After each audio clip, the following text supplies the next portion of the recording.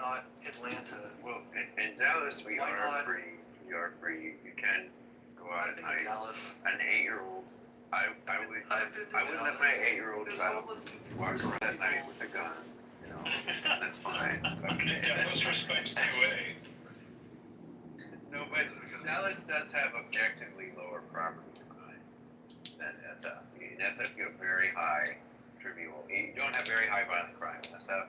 You have a massive amount of property crime, and that translates to a feeling of great insecurity for a large number of residents, because that casual property crime, getting your car busted into, getting things stolen, small things stolen from your car. I would still like to know some hard numbers on where it seems to go. Well, I understand. If you look at the numbers, what they will show you is that SF rates high for property crime, but it's a city. There's not high violent crime in SF. That's what the numbers will show you. Okay, there's much more property crime in SF, and in particular of that casual kind, where like I don't leave very much stuff in my car, but I've left a jacket in my car numerous times in Dallas. Nothing ever happens to it. Nowhere does anyone say don't leave a jacket in your car in Dallas. Okay, it's just not an issue. In SF, even if you don't put something in your car, they're probably gonna bust your window in at least a few times. The people who were my roommates, they wouldn't even park their car in SF. They parked it in the South Bay because exactly that thing had happened. Well, here's the thing. I have lived in and around San Francisco, some cases in San Francisco. I've been, like literally for the last 20 years. I've had my car broken into once in Berkeley. I've never had my car broken into San Francisco. I mean, I would. It's the kind of place when I lock my car up, I will put things away and stuff. But the idea, and I lived there for a couple of years, so I parked on the street and stuff. I've never had my car broken into. Yeah. So the idea that like everybody has, I know that might be there. I know people that have had their cars broken into. So I know it happens. I'm not saying it doesn't happen, but like I have managed to get through life without having my car broken into in San Francisco. I've lived in San Francisco now for, going on a decade, and that whole time, I'd had a car parked on the street, outside, and that's not broken into once. That's so awesome. Like I don't need to deny that San Francisco or the Greater Bay Area has higher property crimes. Like that could be true. I can accept that. It's fine. Whatever the facts are, but it's just like by injunction, cars don't get broken into in San Francisco. Come on. But this is not what I said. This is not what I said. Yeah, but it's just like to go from like, oh, I saw my car got broken into one, to like anarcho, whatever. So I once witnessed. That's true. You did. I once witnessed at 5 p.m. on a weekday. That big building, 100 Van Ness, I think it is. It's kind of a skyscraper right across from the City Hall or whatever. Right there. I witnessed someone had parked briefly, and a crew of masked criminals breaking into in front of a crowd of people, of people just commuting their whatever on the sidewalk, in front of a crowd of law-abiding folks. These 3 thug criminals breaking into a car and stealing stuff, and nobody even responding at all. Nobody doing anything to stop it. And I have to admit, me among them. Now, it was not in a proper society, this would be completely unacceptable. They would never be able to get away with it. Citizens would actually react rather than just act like, sort of just, don't make eye contact, just pretend it's not happening, keep walking. Maybe they have a knife or whatever, like, let's just keep, it's a very bad sign. On so many levels, that maybe I'm not articulating it well, but if you think that that's acceptable, and that this is a sign of a healthy society, I don't know what to tell you. It's not. No one's making the claim that it's acceptable in a society. But that's just a normal. That's a Tuesday in San Francisco. What I am saying is that shit happens all over the place. all over the U.S. in small Well, towns in Dallas, it would go down that way. Okay, so I don't accept that. I don't Stop accept talking about Dallas, Agent. In I don't Vancouver. accept that it couldn't They happen brought up in Dallas or Dallas. Vancouver I or anywhere. Like that kind of stuff could happen anywhere. okay, I look for the data. So first is Memphis, then is Portland. This is property crime, the ranking. So Memphis, Tennessee, number 1. Portland, then Detroit, then Seattle, then Baltimore, Denver, Nashville, Philadelphia, Houston, and then San Antonio. And then there is a note about San Francisco that says a few additional observations. San Francisco has gained attention for car break-ins, but recent data shows property crime there has declined from its peak several years ago, even though it remains a concern in touristic areas. Nationally, property crime has been falling. Preliminary FBI data indicate roughly 12% decrease in property crime from 2024 to 2025. There you go. And I think anecdotal data is not really data, right? It's just like I saw my friend or something. Like we really need to. What Kira was saying is like we need to see the data, and then from there we can draw conclusions. Not just I saw one time, or my car, or this happened to me twice, or I've been there 3 times, and every single time happened. All that is anecdotal. That's what that really means. I want to say, I heard a story, or I'm just making shit up, or no, I mean, I've told you about stuff I've directly experienced. I know, but you seem dumb, and I don't believe you. Yeah, look, Agent, look, the real appeal here is that the criminals in San Francisco are not criminals, okay? It's just the appearance of crime. They work for the city, okay? They are out there enforcing various internal beefs within the elite, okay? That guy whose car got robbed, those masked people, they were working for some of the power elite in the Bay Area. That's why it's an anarcho-tyranny, okay? The appearance of anarchy is used as to conceal the rank criminality of the elites in San Francisco. No. Yeah, they were working on behalf of Antifa, actually. I think is Right. the commonly understood thing. I mean, look, Agent, I'm just gonna be honest with you. I know that you don't really think that America's governance is the right form of governance. And I guess in that respect, we agree. Only to the extent that it means that America is not a healthy society in many ways. I think that there are lots of things wrong with San Francisco in particular, with American cities in general, that can be fixed. So, in that we agree. I think our solutions may be different, but, I think you're taking your broad discontent with America and American governance systems and maybe applying it with an overbroad brush in this instance. Yeah, not all parts of America. I do think some parts are reasonably well run locally. I wonder if any of those include the places that Carlos listed that actually have higher levels of property crime. But who knows? I also, he did list, and I had my car broken into in Baltimore as well. I think Baltimore is an anarchy. I don't know if it's an anarcho-tyranny, but it's definitely an anarchy. It just has the population of extremely violent. How did you manage to get a parking ticket in an anarchy? Good question. I didn't get a parking ticket in Baltimore. San Francisco was the question. Come on, let's call that. LA, you got the ticket in LA. for parking on the wrong In California somewhere.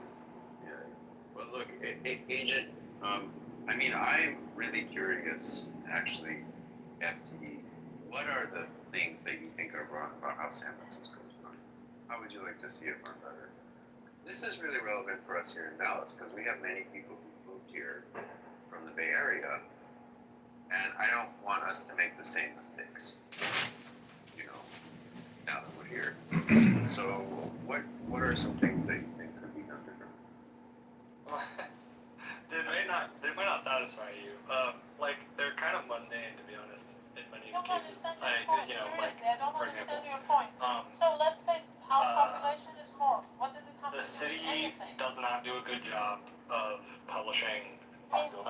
Yeah, I think you lost their argument there. Permits Did you study like mathematics or did you study in university? I'm sorry, what does it have to do? Catch? The fact that we're saying in Iran people are not free, women don't have equal rights, and many things are illegal right now. What does it have to do with Iranians being 12 million or 90 million? Hi, We're Masa. talking about the constitution. We're talking about the constitution. The Masa. rules that we have in Iran are stupid as fuck. Okay, alright. Hello? Thanks, God. Thank you. Bye. Masa, I recently saw a video of a marketplace in Iran and all the women, you know, were walking around looking beautiful.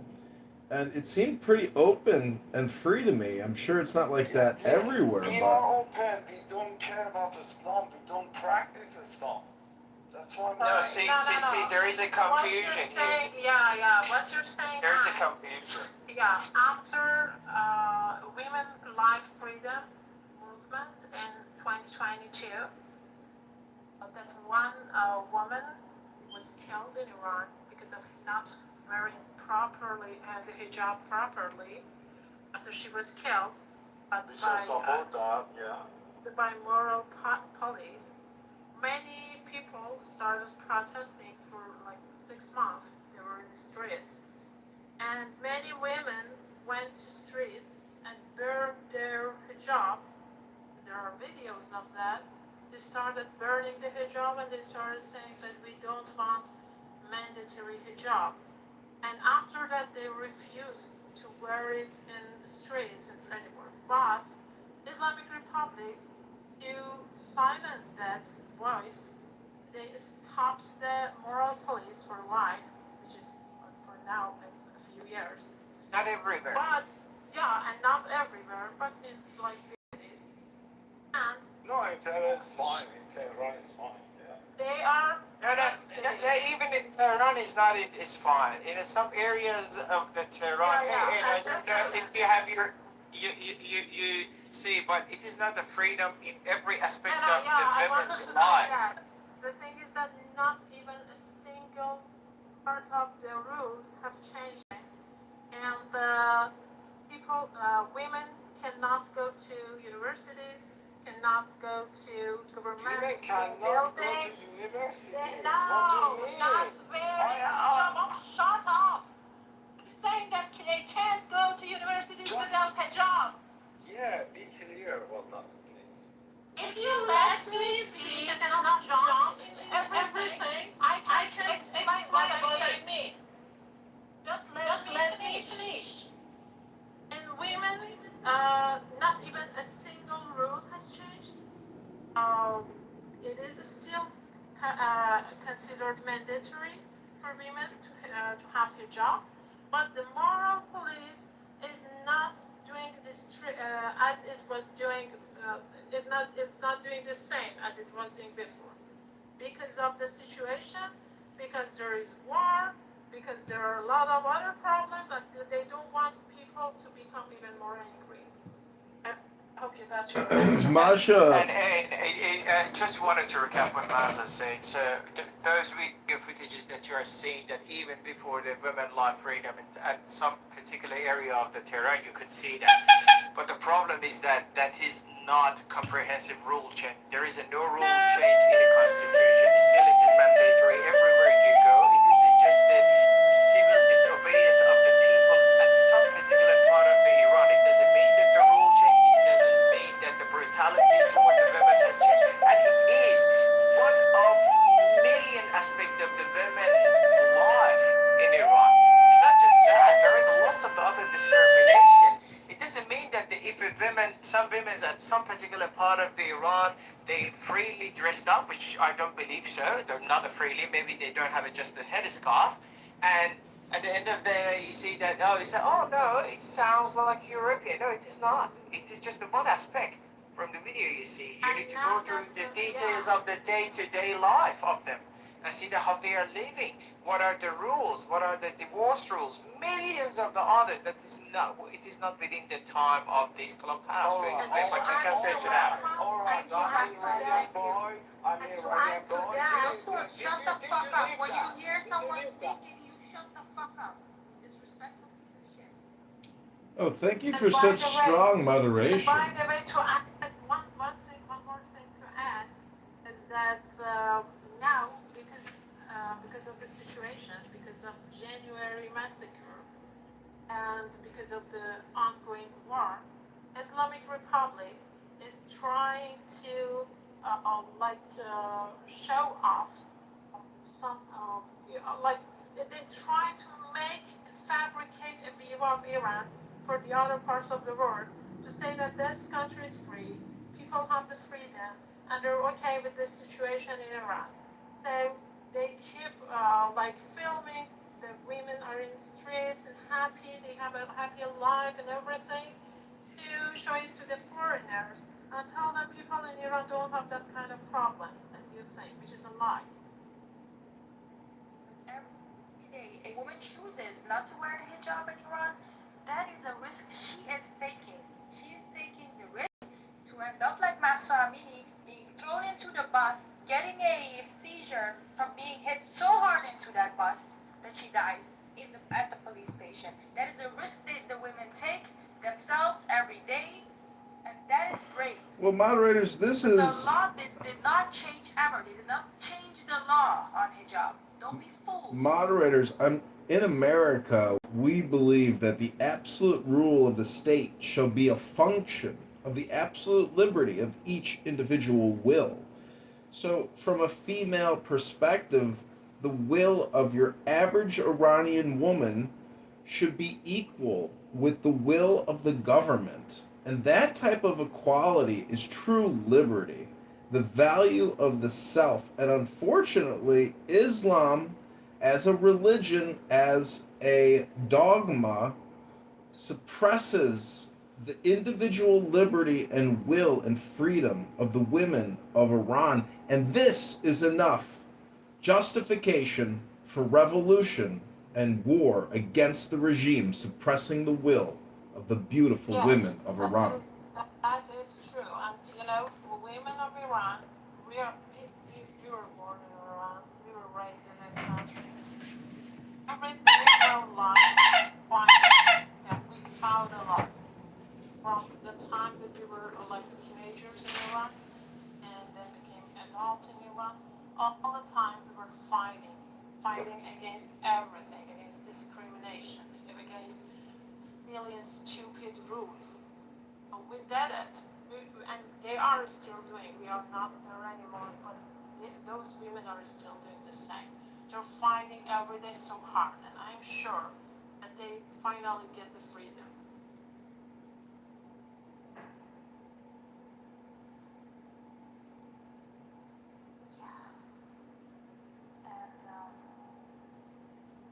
And I think it's just funny that some people, I don't know, doctor is an Iranian. Who will you support politically, doctor? Doctor. Can I have a chance to talk, or I just gonna? Who do you support? Yeah. Do you support IRGC? Of course not. I support all the Iranian women. But, No. I asked you a simple thing. Don't change the topic. Do I you said, of support course not. IRGC in this war? No. Fuck that. I didn't ask that, Master. I asked, who do you support politically? No one. Because we don't have that guy, but I was supporting that Shah because that was the only person that can change my community. That's it. I was So supporting you are the Shah. different. Yeah. Yeah, good. Yeah, at least you do have someone to lead. I said because we have no one else. I was supporting. To a certain degree, I agree with you. Yeah. I'm This is, sorry, is it a bad thing? Should I don't No, say it's not a this? bad thing, man. It's your opinion. You're entitled to your opinion, to have your lead. As long as you're not with IRGC, it's okay. it's my opinion. I'm As sorry. long as you Yeah, are I'm not so the sorry. IRGC and you are not a reformist, we're okay No, with that. no, fuck that. Fuck I'm not that. Mujahideen as well. Yeah, I'm not way. MEK. Oh, the No list way. goes on. Fuck that. No, that's great. The Shaw answer was great. I was surprised actually because of the answers you gave. So, but I have a question to you, Iranian.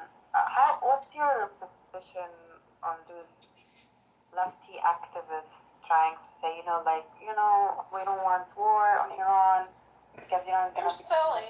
They're silly. Well, some of them are working with Islamic Republic. Some of the leftists, they are actually working with Islamic Republic. They're actually working with the reformists, and which makes them traitors. But some others leftists are just being very stubborn. They don't understand the situation, and they're totally crazy. Because if they have brain and they can think, they know that this situation is not a situation you should just be fighting with other groups.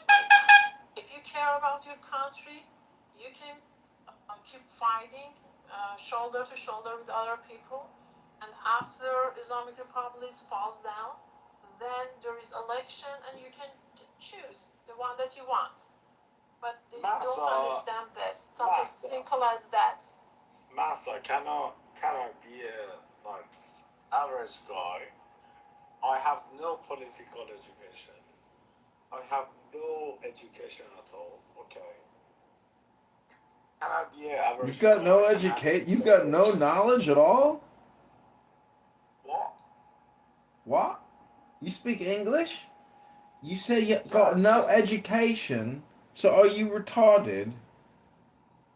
Maybe I'm retarded. We need retarded people to support like a community, right? Well, never go full retard. And being retarded, even this word in England, Yeah, right? right. Do you live in England?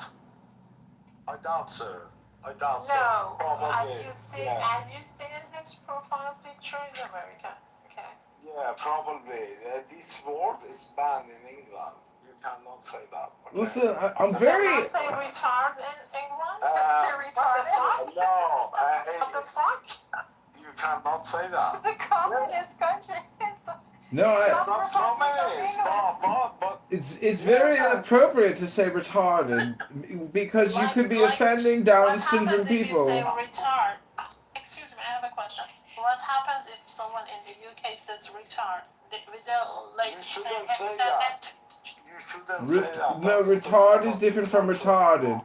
Retard means like a substance is no longer in its original form. By the way, And England retarded means like created someone the with Down language, syndrome has a yeah? learning disability. England Yeah? created the English, they know what retard means, right? Right. They know what the retard means. They created that. Okay? Correct. In this country, okay, you have certain rules. It's not like we pay for people, we have like badass niggas, we're gonna fuck that shit, blah, blah, blah. You have certain rules to this country even speak, okay? Correct. If you speak in But sir, public, sorry, what you could say was that retard is considered offensive Right. in the UK, and for with that we would agree with that on the we would agree with you on no, that. I Yes, was it is talking offensive, to his but language. when you say it is against their rules, it means that if someone says that word, they will end up in jail or they would be fined or something like that. That's offensive. But you have a chance that you can be sued, exactly what you said. Is the law retarded or is the law gay? Gay is fine. Gay is fine. It depends on situation. You didn't end up in court. But Is a faggot a useless bundle of sticks? Is if you're a faggot, is that a useless bundle of sticks, or is a faggot an LGBTQIA plus? No, you're a faggot. No, you're a faggot. No, you sound gay and shit. Hey, Dr. Ali, what's your cause of action when you go to court? Not my cause of action. It's not my consent to go to the court. Mr. I'm running a business of like billions of. He's making an affirmative defense. I'm still And I have a confused. Instead of PhD in saying, AI. My concern is not about like. You just said you go to the court. I asked you what Wait, your but cause of listen to action this. was. But listen to this, you bitch ass nigga. For a second. Hold on, bitch ass nigga. For a Oh second. my God! Moderators, please! He's saying the N-word. Relax. He's saying the N-word. Censor him. God. Censor him. Stop, go. Who's saying? I was asking him. Yeah. No, bad word. Bad word. Don't say Yeah. that word. Yeah. Not in here, babe. Not in here. No, actually, I didn't Not cool. realize. I didn't understand. What word are said you that, scared but I of could now? move to audience if someone is trying to. No, don't be scared. Don't be scared of that word. No, Don't no, be no, scared no, of the no. word. You should speak free in No America. fear, just not cool. Yeah, because we don't want to be racist here. We don't have. No, it's not racist. I've been not to cool. ER. It's I not said, cool, I said, sweetie. I said, It's not cool. Okay, Not you cool. don't understand America or what? Yeah, understand America. It's not cool. Oh, so you have So, to understand Dr. America. Ali, you said that you go to the court in England. So I'm asking you, what's your cause of action when you go to the court, Dr. Ali? As my lawyer, but let's talk about this nigga. No. You specifically said you go to the court. You go to the court. So what's your cause of action? Can you talk to my lawyer? I can send you her email. To be honest, I pay for lawyers here. What do you pay? What do you pay an hour, Dr. Ali? It's not based on hour. Yeah, what do you pay an hour? That's personal. Do you pay anyone? Yeah, what do you pay your lawyer an hour? That's so personal. What do you mean? No, what's your lawyer charge an hour? What's your cause of This action? line of questioning is redundant at this point. We need to get back on top. I just want to quote Marshall Rankin and say, "You're off topic. Get back on John, topic." what do you think his lawyer charges an hour to sue for the word retard? 200 an hour, probably. 200 pounds an hour. What's your guess? 200 pounds an hour to sue for the word retarded. Defamation and slander, if you ask me. I'm not talking about how many cocaine you give him. Like, What? oh, That's grounds for lawsuit. Abby, how much do you charge an hour so I can sue Dr. Ali in court in London? In court in London, bro. No, doctor, I still don't understand. You said that people can be sued in the UK for just saying retard? I just want to say... What's your cause of action in the UK? You can't tell me, but you said people could be sued. Dr. Ali, do you speak Farsi? I'm not a lawyer, but my lawyer If told me you that. don't know, if you're not sure about that, okay, why do you I'm say sure it as a about that. fact? Wait, that's a fact. What's the fact? Do you want to talk to my lawyer? No, I'm asking you. You made the statement. I'm asking you. lawyer. This What's is your cause of action? redundant.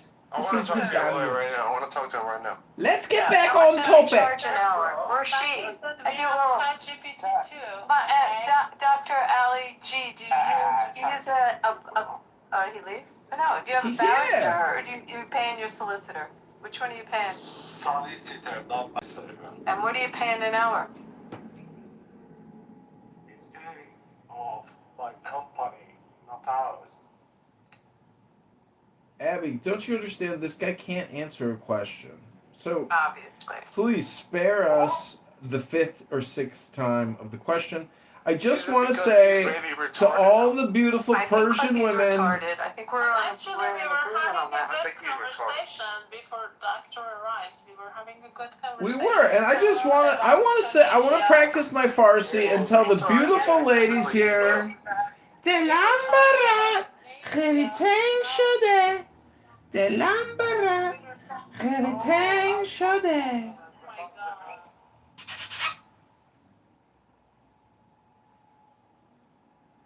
Listen, you're going in at 3 2 minute timeout every time you interrupt anyone else. I'm trying to help you, Glow. Shut up. I just want to say the lámpara everything should be. Talking about Tunisia and how they have progressed since they started not using Sharia law. I mean, what is it? How many countries have used Sharia law right now? Who knows that? Iran, Saudi Arabia, and Afghanistan. Right, let's compare them. How good are they doing economically to Oman? other Does places? Oman use it? Not well. Oman? Oman. Not really sure. Well, Oman is pretty rich. Egypt? Not Egypt? No, Egypt, no. No, I don't think so. No, because Egypt has the Coptic community. I have a question. Why are so many Jews on this app always saying fuck Islam and fuck Muslims? Like you guys should be smarter than that. I must say, I've never heard me say that. Hold on, hey, Go, or whatever your name is. You're Yeah, talking no, to someone. Gia. I mean, pretty simple. Yeah, you're talking to someone who spends a lot of time in Muslim countries, so you'll never hear me say that. John's been on with me. John's recorded me. John, have I ever said that? No. Have you ever heard me say that, John? No, of course not. This guy's a piece of trash. No, you're not gonna hear me say that. I'm not trying to. Listen, I don't want to No, make but false points on just your answer. name. You can ask other people, but you won't hear me say that. I told you already. Listen, Abby is a professional communicator. She wouldn't waste her time making derogatory, negative remarks. The real I spend a lot of time in Muslim countries. The real question is, if you are in an Islamic country, the law is gonna be Sharia. If you're in Egypt, if you're in Oman, if you're in Yemen, if you're in Syria, you can count on an Islamic court if you have a grievance or some type of legal problem. I'm smoking legal marijuana right now in California, so don't Oh, worry by about the way, that. to that, 12 to 20 countries have Sharia. I just looked it up. But I will say this, guys. Like, I realize this. I understand the hatred, particularly for Jews against Muslims because of the hatred they have against them, with Muslims particularly. However, there's so many fucking Muslims around the world. Like, there's way different Muslims than other Muslims. Like, there's so. Yeah, you could be in Thailand where the Muslims are conducting terrorist attacks against the Buddhists. No, I'm finished. Don't just speak. Don't yell to me. Go. Oh, sorry. On this app, sometimes you have to kind of loud mic, otherwise you never get to talk. Wonderful people there. Like, No, but I not was even just disagree there. with you. You know, like even Indonesia. The Emiratis are like amazing Indonesia. people. You don't even think about that as a Muslim country. Yeah, It's the biggest Muslim I country. do think of Indonesia Okay, as a yeah, Muslim sorry. I country. don't know you personally, so. I do, but I think the Emiratis are amazing people. The Bahrainians are amazing people. They're Muslims. Beautiful, handsome, and Yeah. beautiful. Emiratis are very handsome. Let's give a big warm welcome to Dr. Pee. Pepe. You guys say, I mean, Pepe, how were the elections in Arizona? I forgot to ask you. I What didn't, did- I'm not. Did you vote? Can I ask you that? He's a 1990s Democrat. Of course he doesn't vote. He's a former white Nazi supremacist from the trenches of Discord. That doctor won the primary on the Dems. Oh, Abby, if you heard what Pepe said about American Jews today, you'd get so sick to your stomach. Pepe made the most anti-Semitic remarks I've ever heard him made today about American Jews. It was so sickening to listen to. Shame on you, Pepe. You're not a grown man. You're an unprofessional little runt, like a gypsy from Corsica, like a little racist gypsy leprechaun midget with brain damage from boxing. Your anti-Semitism is disgusting. It's pathetic. It's so low IQ. It's the worst content. You don't even brand yourself as a comedian. I mean, you should be ashamed of yourself. Ashamed! An ashanda. Is that true, PP? Did you make anti-Semitic remarks again? None of us did. Sig had a room and I was in it. Like, yeah, I was talking shit about it. So, alright, Tanya, what did you say that you prefer? I don't want to fucking hear that shit. Well, no, we want to hear. Maybe we can rebuke it. What do you want? I don't want to hear it. All right, well, what did happen? So. Abby, do you want to hear it? What Pepe said? I heard What are you talking about? What is the thing? He He said that Israel are the spiritual niggers of the Middle East because they're sucking all the money out of America.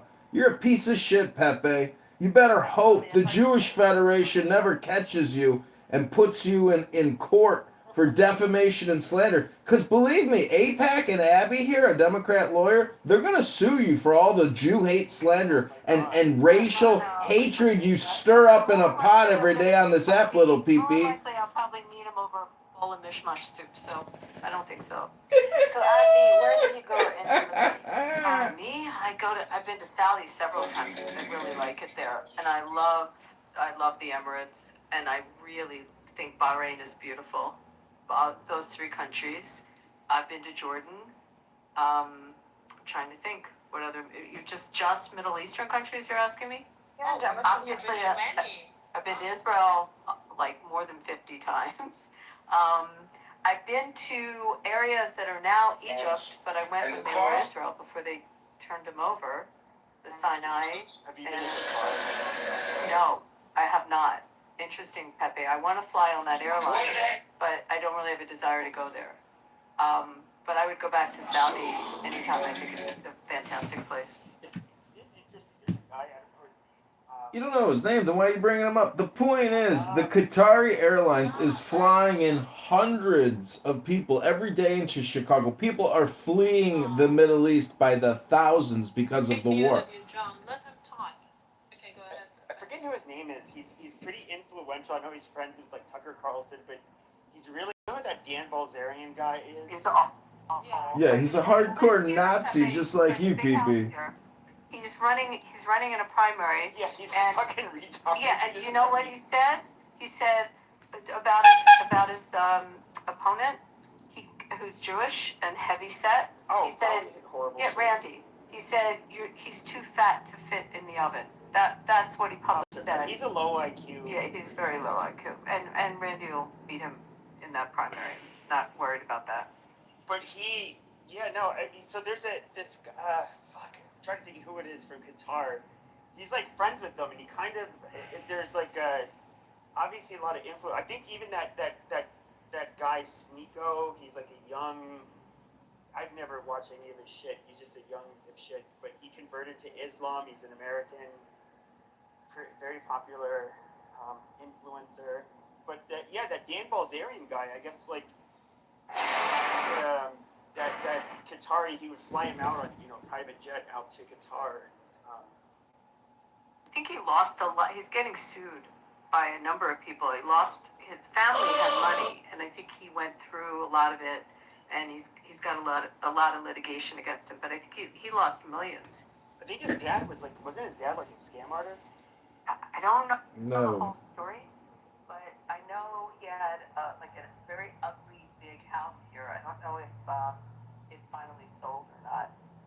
He had like a vape company or something, and all these. He was like the most like hedonistic devil. He didn't accomplish anything in his life. Despite every opportunity he had, he became an Instagram celebrity, and he was, he admits that like, oh yeah, he just like fornicated with all of these women and partied, and I just find. Did you ever see his Instagram? Have you seen it? It's full of women. I've seen the pictures of it that people will post. I've never checked it out, but I just find what I find really funny is that you get these people that just all of a sudden it's a grift. They found God. I don't know whether it's midlife or in their 20s, and they take on this very religious. I don't know. Like they have this transformation.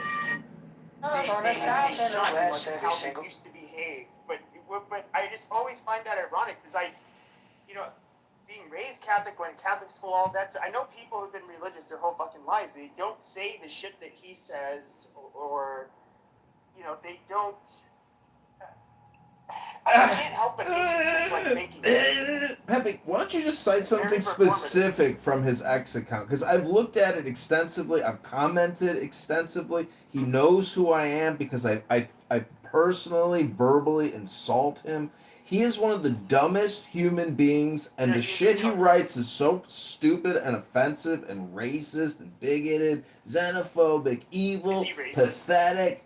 Listen, I'm just saying, if you are an academic, if you just come on here and do your little pee-pee dance show every day and do your anti-Semitic, stirring a pot of hate, there's a lot bigger problems than 12 million Israelis. There's 2.5 billion Hindus and Chinese Taoists and Buddhists and atheists to contend with. And all you do when you sit here and you talk about J words is focus on a very minority group of people. It's a tiny group. It's a group. It's the smallest group. It's as big as you. It's not barely even there. It's like just like you. That's why you attack it so much, because it's barely even there.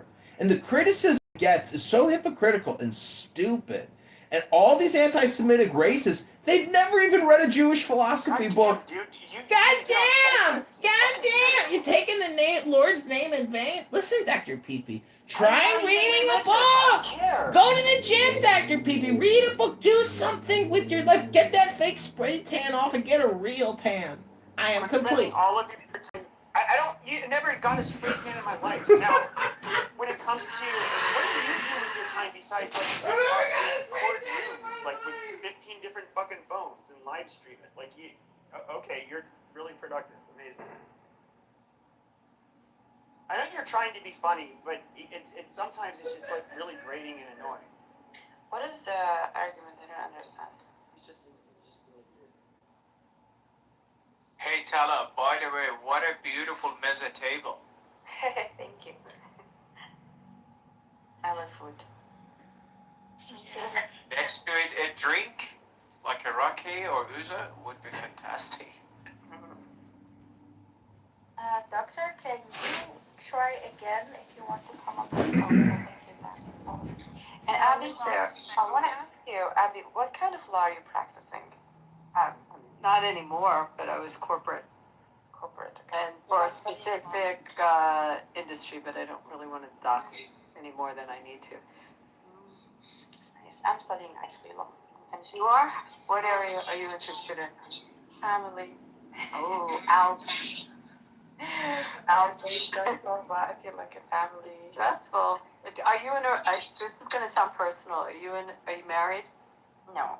Okay. Because people that go into that field, sometimes that can screw up their own personal relationships. I mean, I don't know any other way to say it, but most of the ones I know that are in it. I'm getting a lot of stories from my work. I work as a leader navigator in an organization, and I hear a lot of cases of family That makes sense. violence. I'm gonna automate that with AI, by the way. It's all automated with AI. That's my newest startup. You don't sound like the actor. You're really trying to, but it's not coming off like Sacha Baron. It's coming off. It's really not. Sacha Baron Cohen just doesn't sound like Sasha this. is here. So sorry, We're gonna make sweetie. your work automated. So sorry, sweetie. It does not sound. That does Doesn't not sound like How funny was? I mean, every one of those movies. The Dictator was hilarious, and who was the first Sacha one? Baron Cohen. Borat. Let me ask you this question, Abby. Do you know like Apache Junction, Arizona? Yeah. Okay, so I mean, do you know its reputation? It's isn't that on the way up towards Sedona, like from? Is that where I'm thinking It's the like wrong place? so like Bart. Like, God damn it, Hey, Doctor. Abby, keep You your go yourself up against me. towards- People are talking. you go north of Cave Creek. No, Apache Alright, I'm in the Junction wrong part. is east of Mesa. It's like on the East of Mesa. Okay. Yeah, it's like the furthest east suburb. But now you have like Gold Canyon, but it's always been like a poor place, largely white, but poorer. But do you remember like I don't know? Did you see like Throw the Jew Down the Well? Like he had like a he was dancing this. Yeah. That was in Apache Junction. Oh, he actually filmed it there. Yeah. Oh my God! I heard they were real people. Like that was. They were, yeah. So like during the pandemic, it was kind of like embarrassing. But I just want to quote Marshall Rankin and say, can we get back to the topic? about the scene in Borat?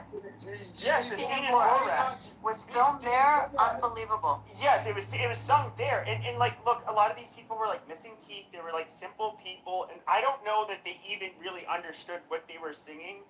But I remember during COVID-19, they had I forget which it was like 60 Minutes or something like that, and it was about the people who were like not willing to comply with the social distancing or wear masks or get vaccinated or whatever.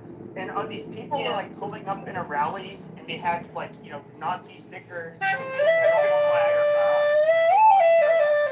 That's where they were from there.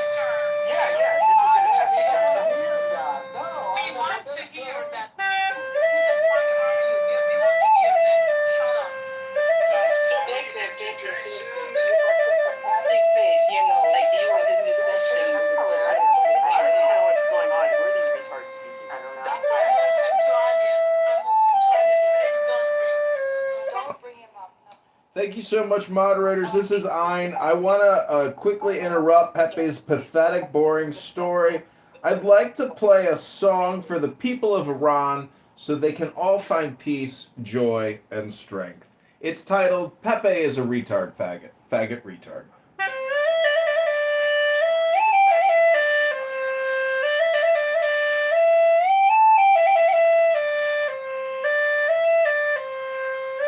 Pepe is a faggot retard. That was kind of funny how he just sang. He had to put his mouth off of the horn. You are the son of Hussein. Is this guy? Actually, it'd be kind of funny to listen to the rest of it.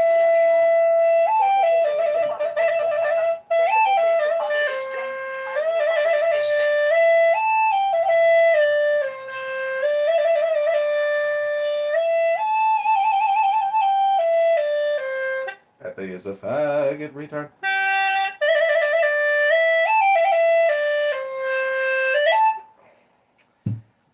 Ribono Shalom, I hope the CIA is able to liberate the people of Iran, completely destroy the enemy, the regime, and turn them into a magnificent casino and resort complex with beautiful Iranian women in fantastic lingerie and bathing suits so Abby can charge $1,800 an hour to the Shah of Iran to look over the contracts to open up a new Steve Wynn facility in the heart of Tehran and Esfahan. Rabbono Shalom, from my lips to Hashem's ears in Shemayim. Rabbono Shalom. What do you guys think?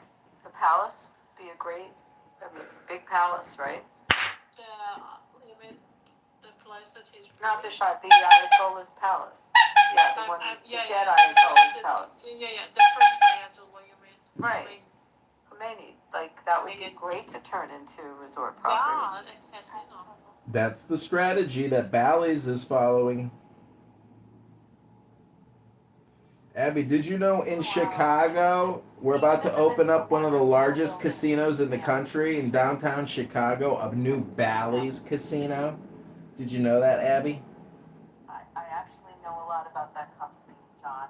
A lot about it. Well, you could have invested in the new casino in downtown Chicago. Valley Manufacturing. What do you want to talk about? O'Donnell? You want to talk about the people who started it? The O'Donnells. Yeah, Donald is his father. I still like, I know Miriam Adelson. People keep on talking about Adelson, not Adelson. So Adelson. They talk about her in Macau, and then I was watching like this video maybe like a week ago, and it was a guy who's like I guess a security professional. In other words, he's somebody who's very experienced when it comes to catching cheaters in casinos. And he was showing all of these tricks, which I thought were like really, I was like, wow, people really come up with the craziest shit to cheat the system.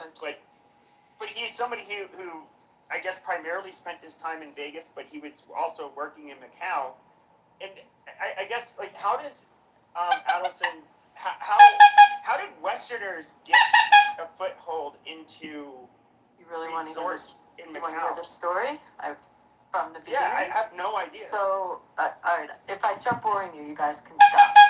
So there was, it's called a SARS, a Special Administrative Region. It's like Hong Kong, similar. So it's part of China, but it was controlled by Portugal, and in a joint agreement. And then just like Hong Kong turned over to China, it turned from Portugal over to China. Around 3 years after Hong Kong did. So they had gaming there. It was a guy named Stanley Ho, and he had whatever casinos were there, whatever gaming was there, he was the only license, the only one who had it. And he had a very famous casino. It's still there, called the Lisboa. Everything was kind of around Portugal because it's Portuguese law there and Portuguese influence. The Chinese government and the region decided to issue new licenses and breathe, life into the island, and to change up the business. So they offered out a bidding process all over the world for gaming companies to come in. I might be wrong on my number, but there was at least 25 approximately companies, maybe more, that came in the initial bidding when they put out the offering. And then it kind of dwindled down. It went down to maybe 8 or 9 that were left. I mean, all major companies. Ultimately, they had three gaming licenses to give out. So ultimately, those 3 licenses, one went to Stanley Ho, who had the existing properties.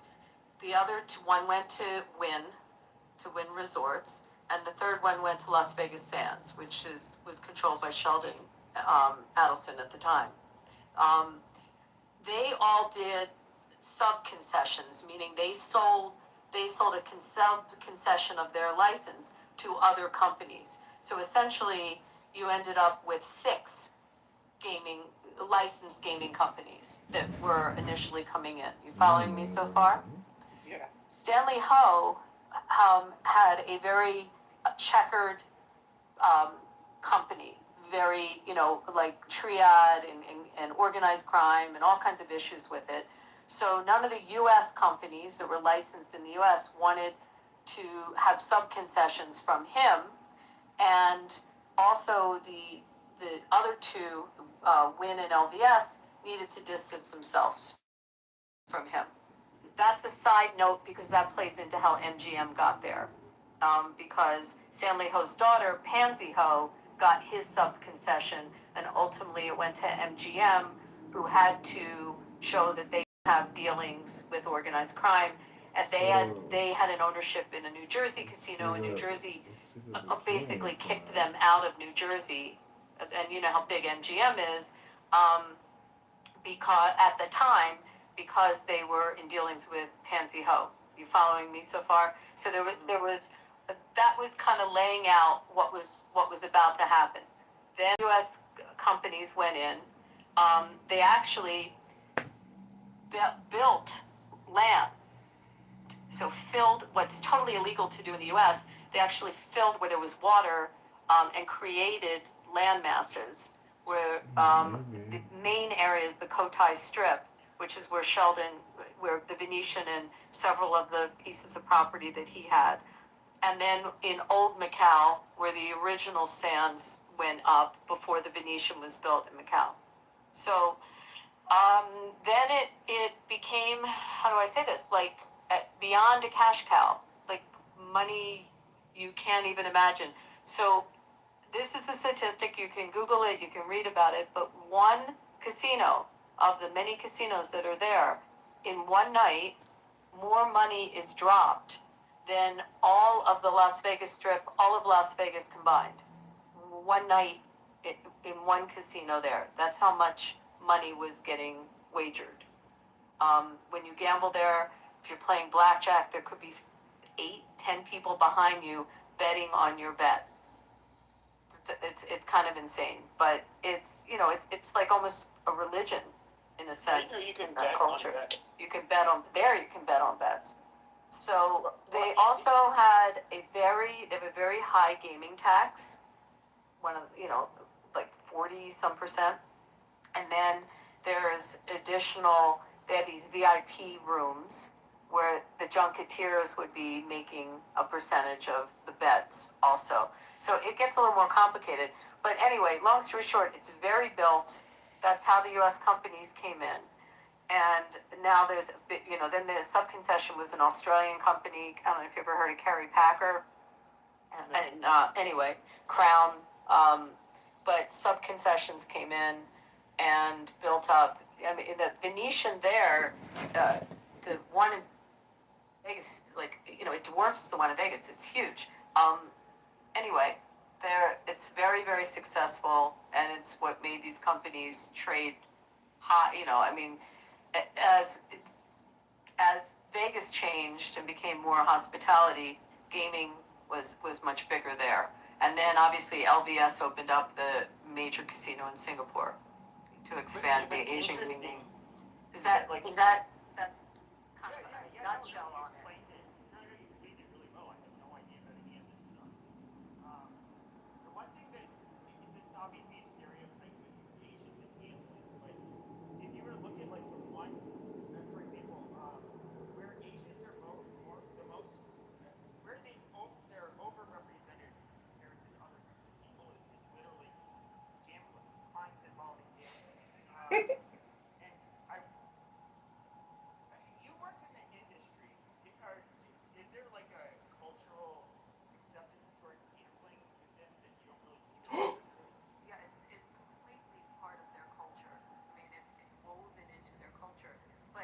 Side note, in another conversation, we could talk all about how you catch cheats and what the eye in the sky is and how the camera systems work, and you get trained to look, to watch sleight of hand. Obviously equipment. You have safe games where you have gaming commissions. Like Vegas is a very safe game. The roulette wheels are calibrated every week. They check them for any magnet systems that come in. I mean, there's ways that cheats have been cheating for years, different than counting cards, which is a different conversation. But you ever want to see something amazing, you tour the eye in the sky and you watch the surveillance system and know that they have facial recognition before the cops use it. Anyone had it. Is poker? That couldn't be. We had a company function at a casino, and he could not go because he put himself on the exclusion list. But even if you put yourself on the exclusion list here in Arizona, if you violate it, it's a felony. Abby, we have a black book here. Abby, is poker big over there? It's huge. It's not like New Jersey's black book. It's probably 10 times. It's like everybody in the mafia. Yeah, no, I mean to get on the black book here, you got to be. There's only like 35 people on it. You have to be really, really, really bad. Jersey's is huge. Anyway, but the whole process of catching cheats is another conversation. It's very, it's intricate work, but it's very cool to watch, to go up to where they have the eyes in the sky. Abby, I hate to interrupt you. Abby. Abby, one of my YouTube viewers. Excuse me, Pepe. There's other people that exist on this platform, on the stage. Shut up. Well, you're dominating the stage as always. One of my viewers. I know. I got a question for her as well. So, okay, go ahead. Shut up. The way you say "shut up" is like kind of gay. It's very, very controlled. The gaming board and the gaming commission is extremely strict. Everything is monitored. Everything is controlled. I mean, and when you have a license, I mean, I've gone through licensing. Every check you've ever written, all your money transaction, going back. For us, it went all the way back to college. They reviewed every transaction, and anything that has a scent of a connection to organized crime or any illegal, any financial crime. You can't get a license. You can't do business. This is one of my questions. I got a new question for you, Abby. I gotta get in the queue here. Moderators, I'm just gonna keep talking. Shut up, John. One of my YouTube viewers wants to know, Abby, did you know?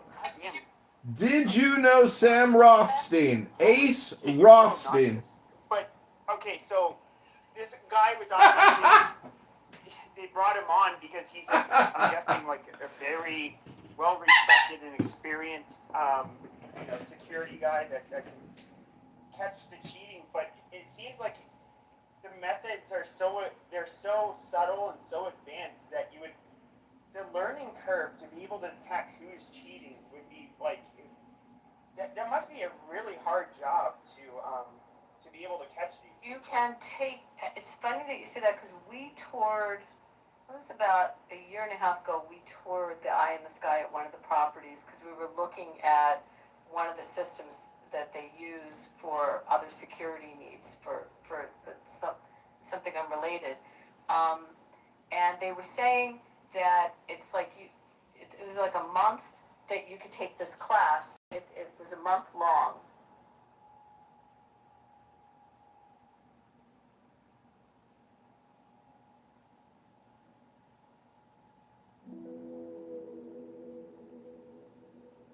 Just a vessel in the steady. Next, the following text is between the points of the pentagram, starting at upper right. The words below. But to love me is better than all things. If under the night stars in the desert thou presently burn.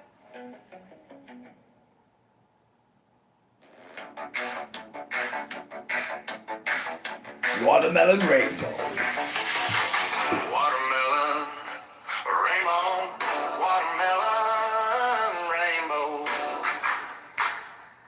watermelon, rainbow, watermelon, rainbow, watermelon, rainbow, watermelon, rainbow, little orange, hey, hey, little orange, hey.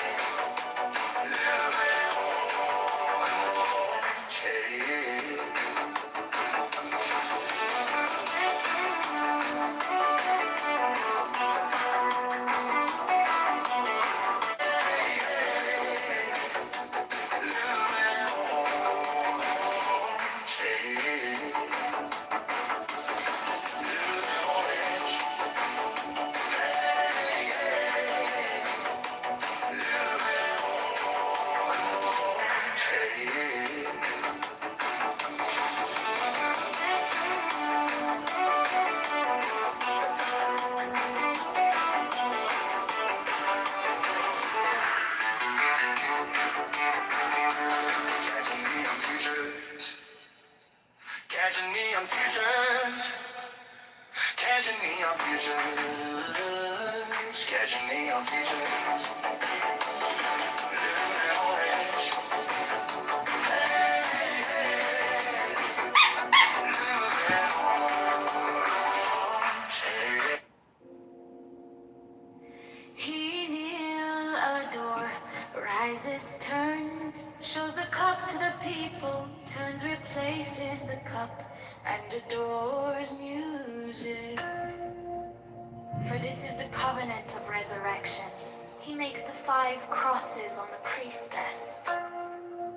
Accept, O Lord, this sacrifice of life and joy, true warrants of the covenant of resurrection.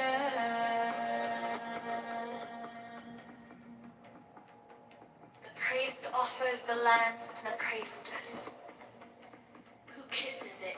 He then touches her between the breasts and upon the body. He then flings out his arms upward, as comprehending the whole shrine.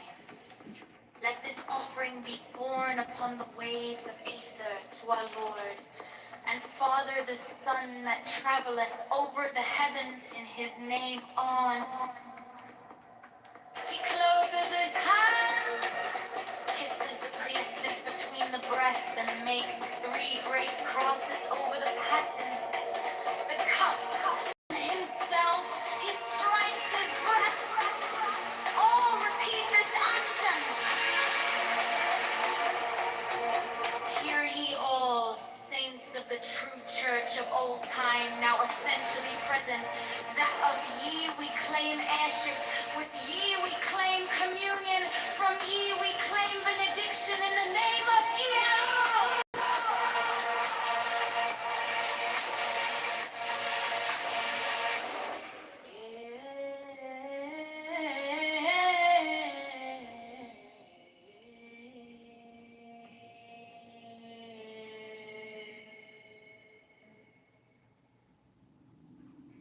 But to love me is better than all things. If under the night stars in the desert thou presently burnest mine incense before me, invoking me with a pure heart, and a serpent flame therein, thou shalt come a little to lie in my bosom. For one kiss wilt thou then be willing to give all. But whoso gives one particle of dust shall lose all in that hour. Ye shall gather goods and store of women and spices. Ye shall wear rich jewels. Ye shall exceed the nations of the earth in splendor and pride. But always in the love of me, and so shall ye come to my joy. I charge you earnestly to come before me in a single robe and covered with a rich headdress. I love you. I yearn to you. Purple, purple, veil, voluptuous.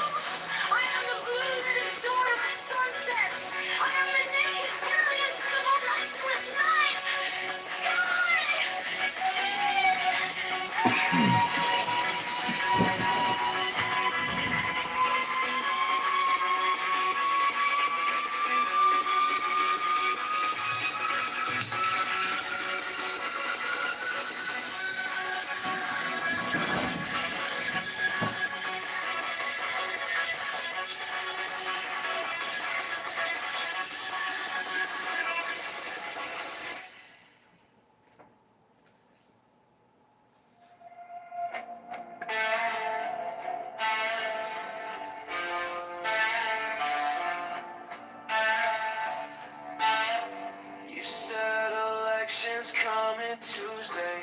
By Thursday, signs are on. See the posters on my corner. Name in red and white and strong. Phone lights up with all the headlines. Futures calling, streets undone. Every ward and every station, every vote, it starts with one. John, get over. Chicago, rise up.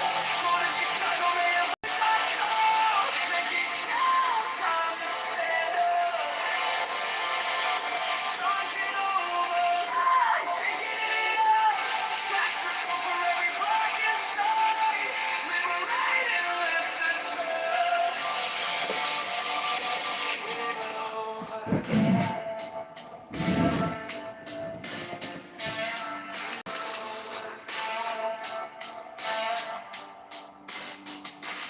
Friends all say that we need change now. Less corruption, straighter plans. Take the power from the back rooms, give it back to working hands.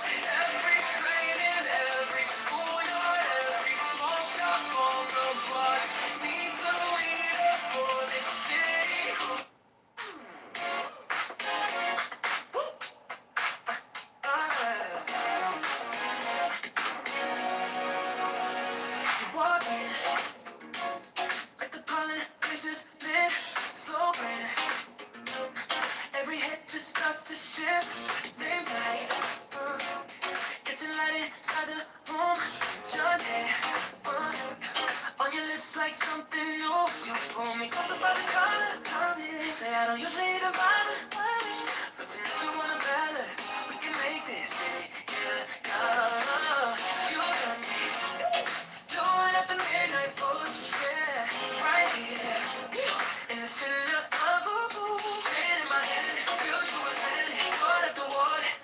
and changing the rules. You got me dawn at the midnight bus, looking like a star for you. If this is it, which way should I go? Let's save you, not get over. The symbolism of the fool is best explained by first considering the meaning of the Hebrew letter Aleph attributed. This key Aleph means oxen, symbolize the motive power in agriculture, because they were used to pull plows as their agriculture is the basic form of civilization. Thus, the letter Aleph symbolizes cultural power, creative energy, life power, the vital principle of plants, animals, and men, which comes to us in physical form as the energy of the sun.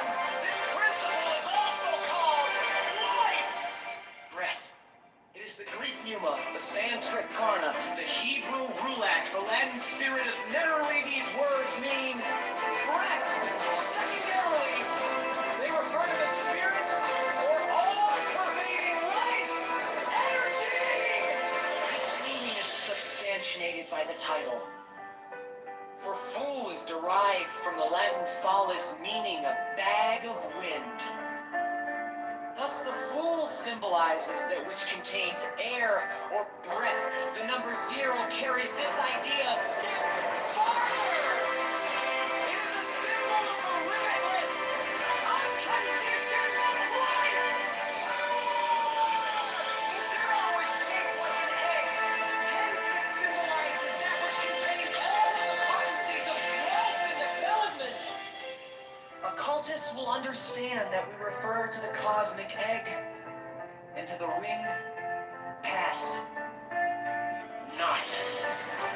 In the picture, the sun refers to the one force.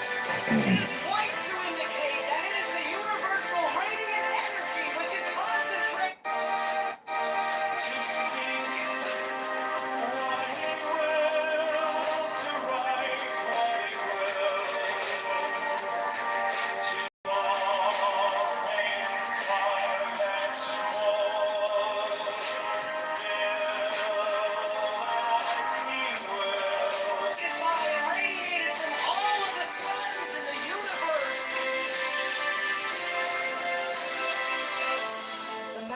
Represent the abstract mathematical conceptions which are behind all knowledge of nature as such.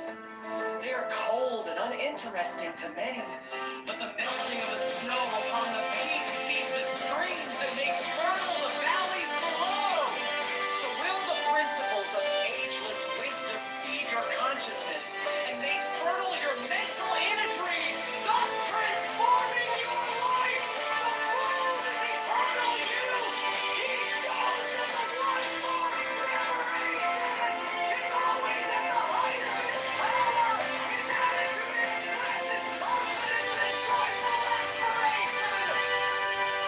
The wreath around the fool's head symbolizes the vegetable kingdom, also victory. The wand is will, the wallet, memory. Force manifest itself. The little dog symbolizes the intellect, the merely reasoning mind.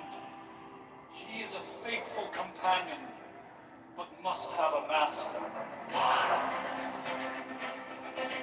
The magician. The title refers to man as the director of the force by which he transforms his consciousness and reaches the stage known to occultists as initiation. The number 1, which is geometrically symbolized as a point, means concentration, attention, a limiting of the field of activity. This refers to the practice which is absolutely indispensable to all aspirants for truth. Until you have learned how to concentrate, you cannot perform the great work. Study this key carefully, and it will help you to learn to concentrate, for its symbolism was created to that end. The roses of the arbor symbolize desire, and it has been wisely said that desire is the motive foundation of evolution.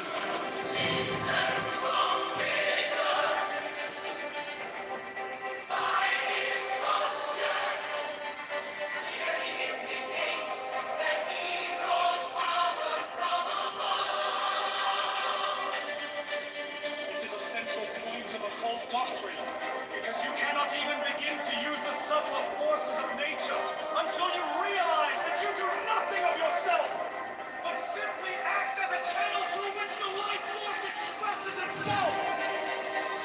His uplifted wand is a symbol of his ability to direct the natural forces with which he works.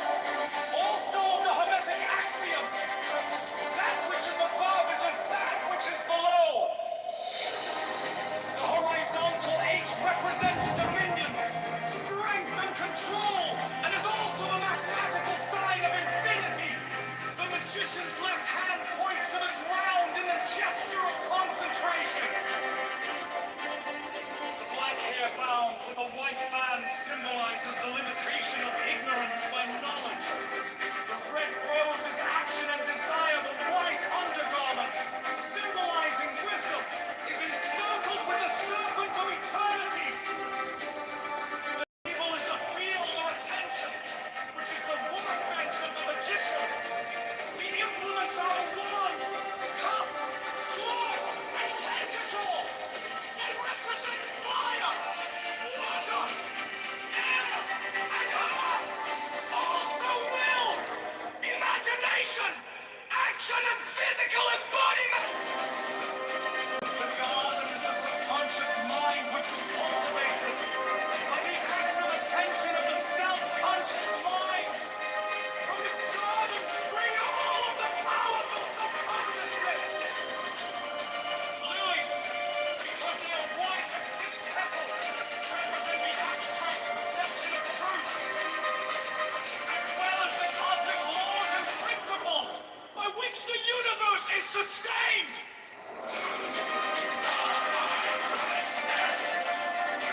The astrological attribution of K2 is the moon. The moon is a reflector of sunlight, and thus is a symbol of reflection, duplication, as in a mirror. Like ideas, the crescent moon is cup-shaped.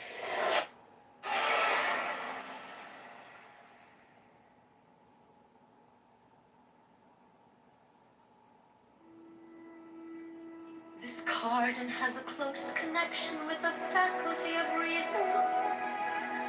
When we consider reason as insight or mental vision,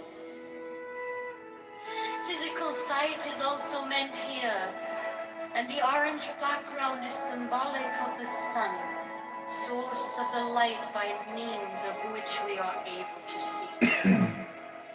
The mountain represents the fiery activity of Mars and Aries, which are attributes of this key. Aries is also symbolized by the ram's heads on shoulder and throne, and Mars by the steel armor with which the emperor is clad.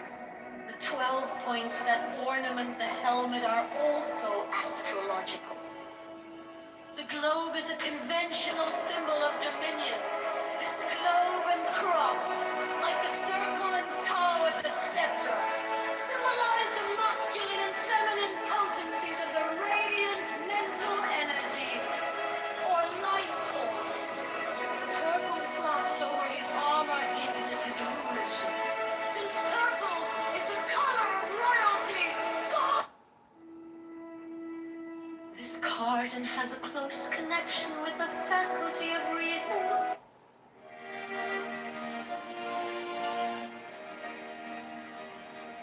Apart or to separate. In addition to that, the zodiacal sign. Gemini is attributed to this key. Gemini. Force manifests itself. The little dog symbolizes the intellect, the merely reasoning mind. He is a faithful companion. Force manifests itself.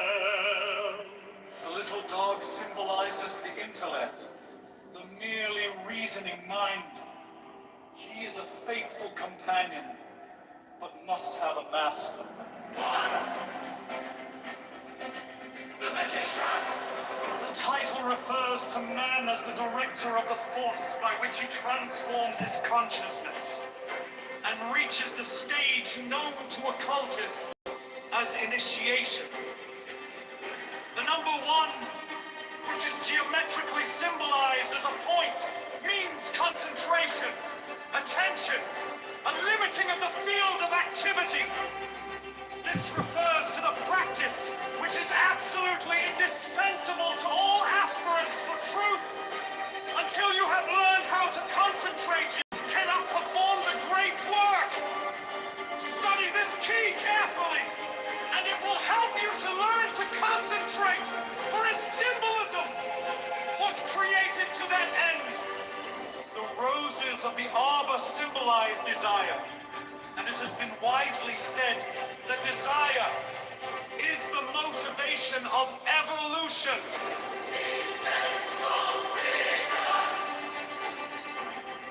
By his posture, clearly indicates that he draws power from above. This is a central point of occult doctrine, because you cannot even begin to use the subtler forces of nature until you realize that you do nothing of yourself, but simply act as a channel through which the life force expresses itself. His uplifted wand is a symbol of his ability to direct the natural forces with which he works. Also of the Hermetic axiom, that which is above is as that which is below. The horizontal 8 represents dominion, strength, and control, and is also the mathematics.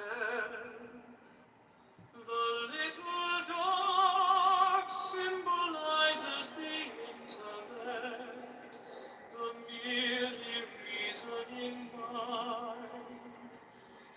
He is a faithful companion, but must have a master. Magician.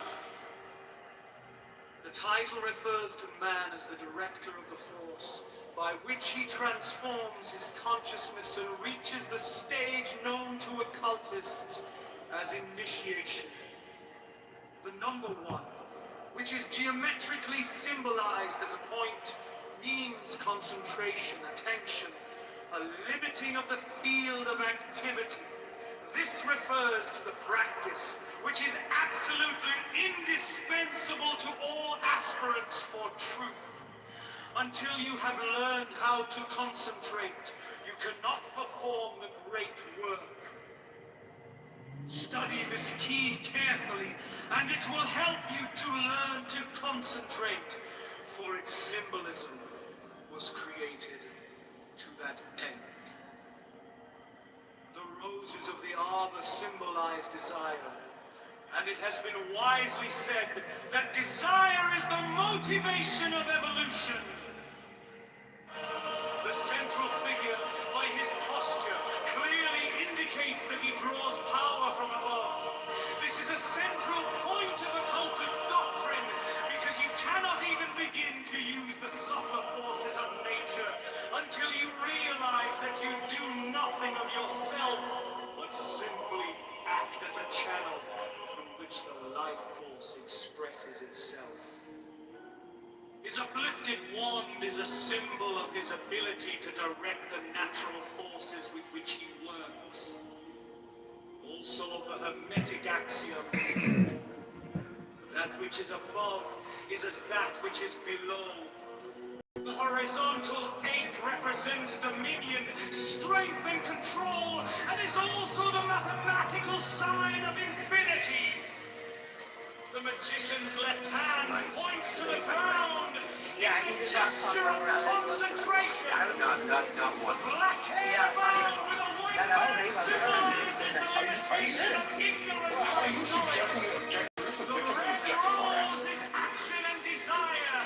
The white undergarment, symbolizing wisdom, is encircled with the serpent of eternity.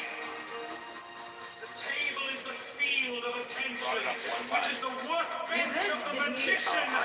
The emblems are the wand, cup, sword, and pentacle. They represent fire, water, air, and earth. Also will, imagination, action, and physical embodiment. The garden is the subconscious mind which is cultivated by the acts of attention of the self-conscious mind. From this garden spring all of the powers of subconsciousness. Lilies, because they are white and six-petaled, represent the abstract perception of truth, as well as the cosmic laws and principles by which the universe is sustained. To the high priestess. The astrological attribution of key 2 is the moon. The moon is a reflector of sunlight, and thus is a symbol of reflection, duplication, as in a mirror and ideas. The crescent moon is cup-shaped and force manifest itself. The little dog symbolizes the intellect, the merely reasoning mind. He is a faithful companion, but must have a master. The magician.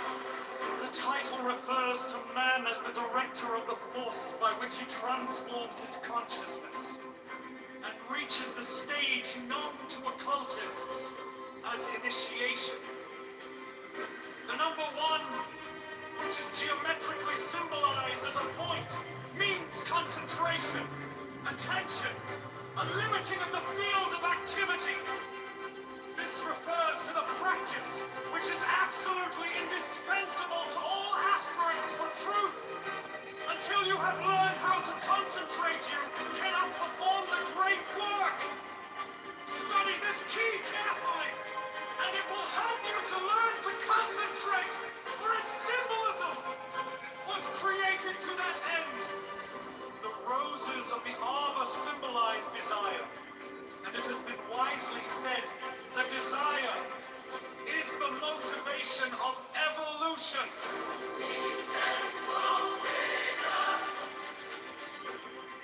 By his posture, clearly indicates that he draws power from above.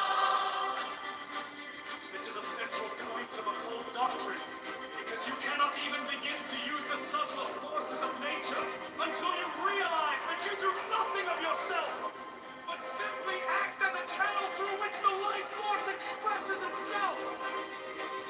His uplifted wand is a symbol of his ability to direct the natural forces with which he works. Also of the Hermetic axiom, that which is above is as that which is below. The horizontal 8 represents dominion, strength, and control, and is also the mathematical sign of infinity. The magician's left hand As points vice to the chair ground of the in a Hidden Hebrews gesture of campaign, concentration. The black hair bound with a white band symbolizes the limitation of ignorance by knowledge. The red rose is action and desire. The white undergarment, symbolizing wisdom, is encircled with the serpent of eternity. The table is the field of attention, which is the workbench of the magician. The implements are a wand, cup, sword, and tentacle. They represent fire, water, air, and earth.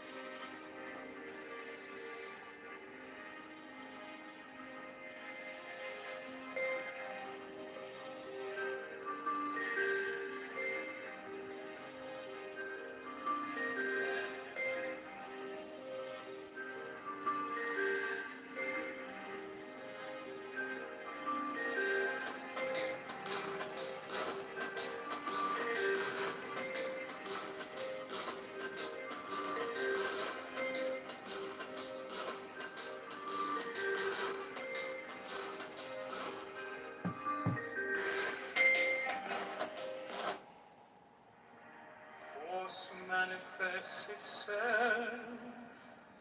The force manifests itself. The little dog symbolizes the intellect, the merely reasoning mind. He is a faithful companion, but must have a master. The magician.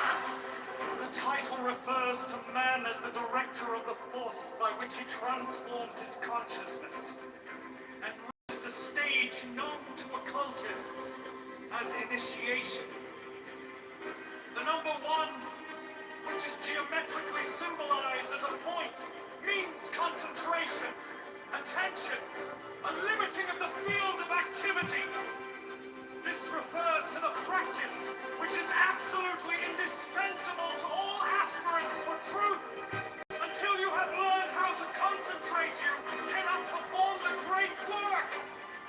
Study this key carefully, and it will help you to learn to concentrate, for its symbolism was created to that end.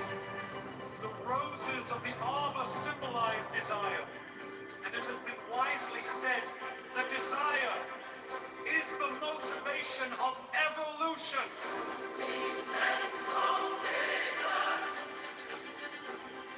By his posture, clearly indicates that he draws power from above. This is a central point of occult doctrine, because you cannot even begin to use the subtler forces of nature until you realize that you do nothing of yourself, but simply act as a channel through which the life force expresses itself. His uplifted wand is a symbol of his ability to direct the natural forces with which he works. Also the Hermetic axiom, that which is above is as that which is below.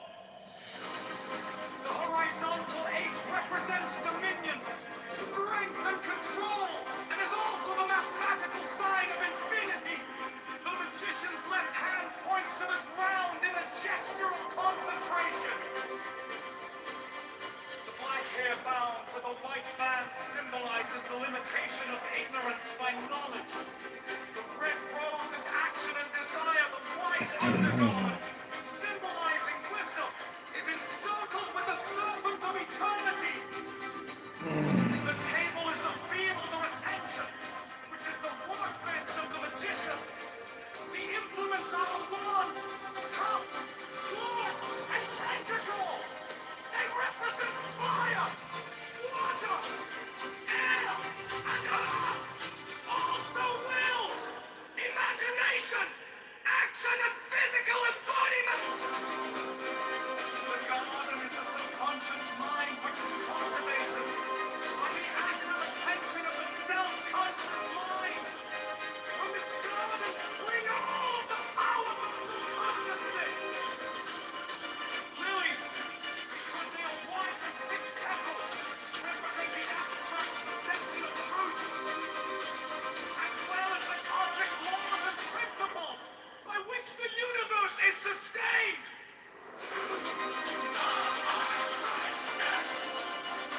The astrological attribution of key 2 is the moon. The moon is a reflector of sunlight, and thus is a symbol of reflection, duplication, as in a mirror. Like ideas, the crescent moon is cup-shaped.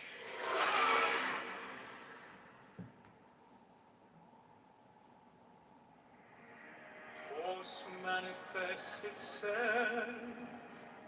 The little dog symbolizes the intellect, the merely reasoning mind. He is a faithful companion, but must darkness receives as the magician.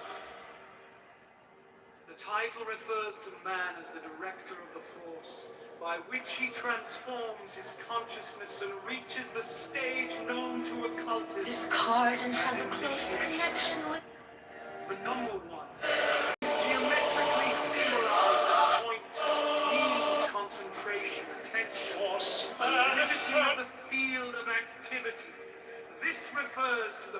practice which is absolutely indispensable to all aspirants for truth.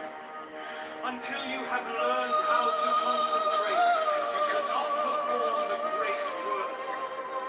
The darkness Study this recedes key as the carefully, light and it shines will on help you to learn to concentrate. until at last we for its find symbolism ourselves upon the heights was to which we created now aspire. to that end. 10. The Wheel of Fortune Symbolized this and it has is the been key wisely word said assigned to that the Wheel of desire is the Fortune, motivation of evolution. related to such ideas as spin, circulation, rolling, whirling, wheeling, ether. What is meant here is that the symbology of this key refers to the initial whirling motion in the vast expanse of the root substance of the universe, which occultists call the limitless light. Differentiations of this primary motion all changes in form or quality on every plane.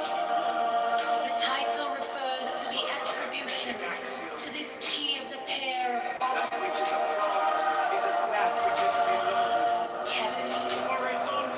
The rewarding intelligence is attributed to it, and the planet Jupiter, which is called in astrology the greater fortune, and is esteemed to have tremendous influence for prosperity and all benefits when well placed in a horoscope. The cherubic emblems are the cherubs mentioned in Ezekiel and Revelation. They represent the 4 signs of the zodiac.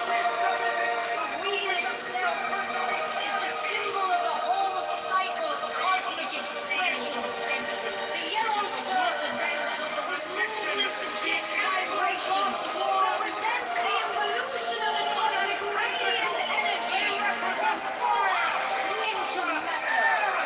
The jackal-headed harmonious represents the evolution of consciousness from lower forms to higher.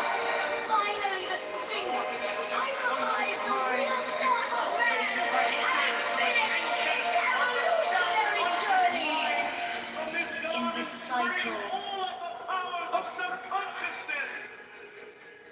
Lilies, because they are white and six-petaled, represent the abstract perception of truth, as well as the cosmic laws and principles by which the universe is sustained.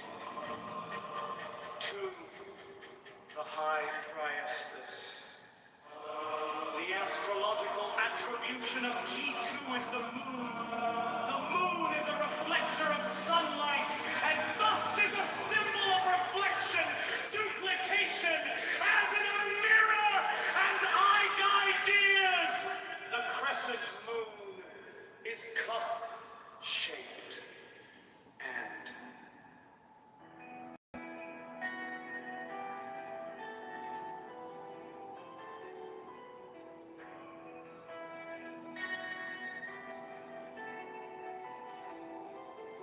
I am the charioteer of the...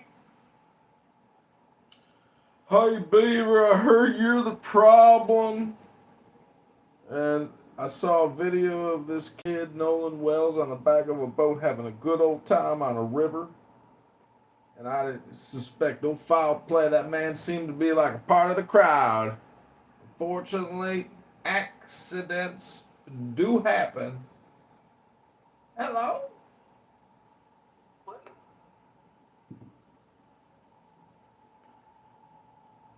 Do the Bill Clinton voice. Hey, Monica, could you send Monica in here? Hey, darling. You know what I'd like for you to do, Monica? What's that, Mr. President? Come on over here, Monica. Let me show you something at the desk. Open up that drawer right there and take out what you see. Oh, Mr. President. Hold on a second. I got a call from Jeff. Hey, Jeffrey. Yeah, I'll see you on the island this weekend. Monica, come on over here and say hi to Jeff. Hi, Jeff. Hey, Monica, it's Jeffrey. All right, Jeff. I'll see you this week in Taking. Monica, come over here and suck Daddy's dick. Mr. President.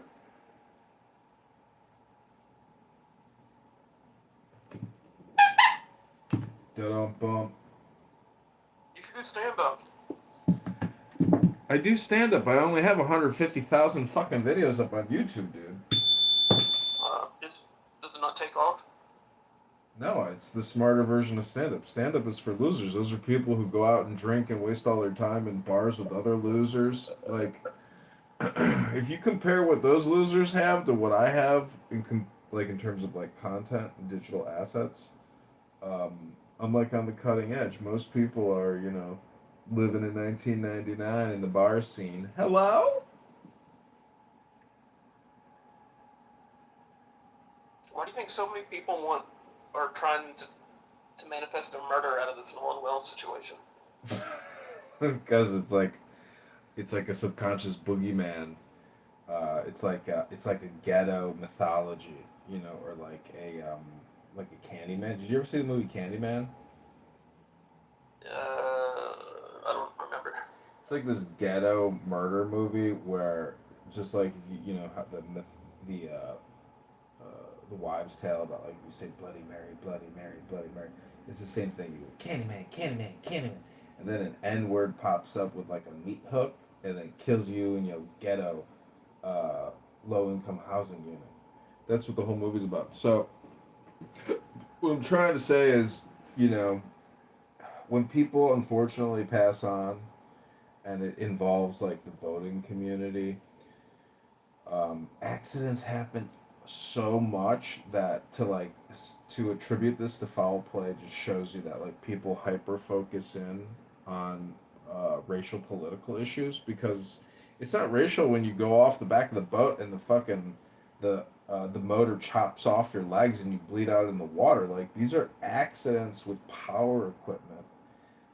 Let alone you are in desolate areas and drowning and swimming. Like, dude, the accidents fucking happen. And so that's why I brought up the Candyman thing, because it's like, especially on this app. This app is, I know it's on other apps too, but like, this app is so many African Americans on this using this as like their fucking free conference call app. They're just looking for shit. And plus, the media is playing it up, so it is what it is. But all this shit just will phase away. But like, if you want to have some fun, create another room and just call it like another Carmelo Anthony room on behalf of Nolan Wells. It's just Matt would get there. This is content, dude. A lot of these African I'm trying to Americans. get Bima. I want Bima to write Carmelo in prison, but she hasn't done it yet. I created a new house today called Bima something. Can't remember what the rest of it is, but oh man. I wanted to tell her that I actually kind of figured out a way to make structural white racism work in conjunction with reparations, because a lot of African Americans have been Americans longer generationally than the boom in 1900 from Ellis Island and all the Europeans coming in. So, what the African Americans should have done in the late 1800s was prevented the mass migration of white people, and they could have taken over America, as a tribe, if they could have like got their act together.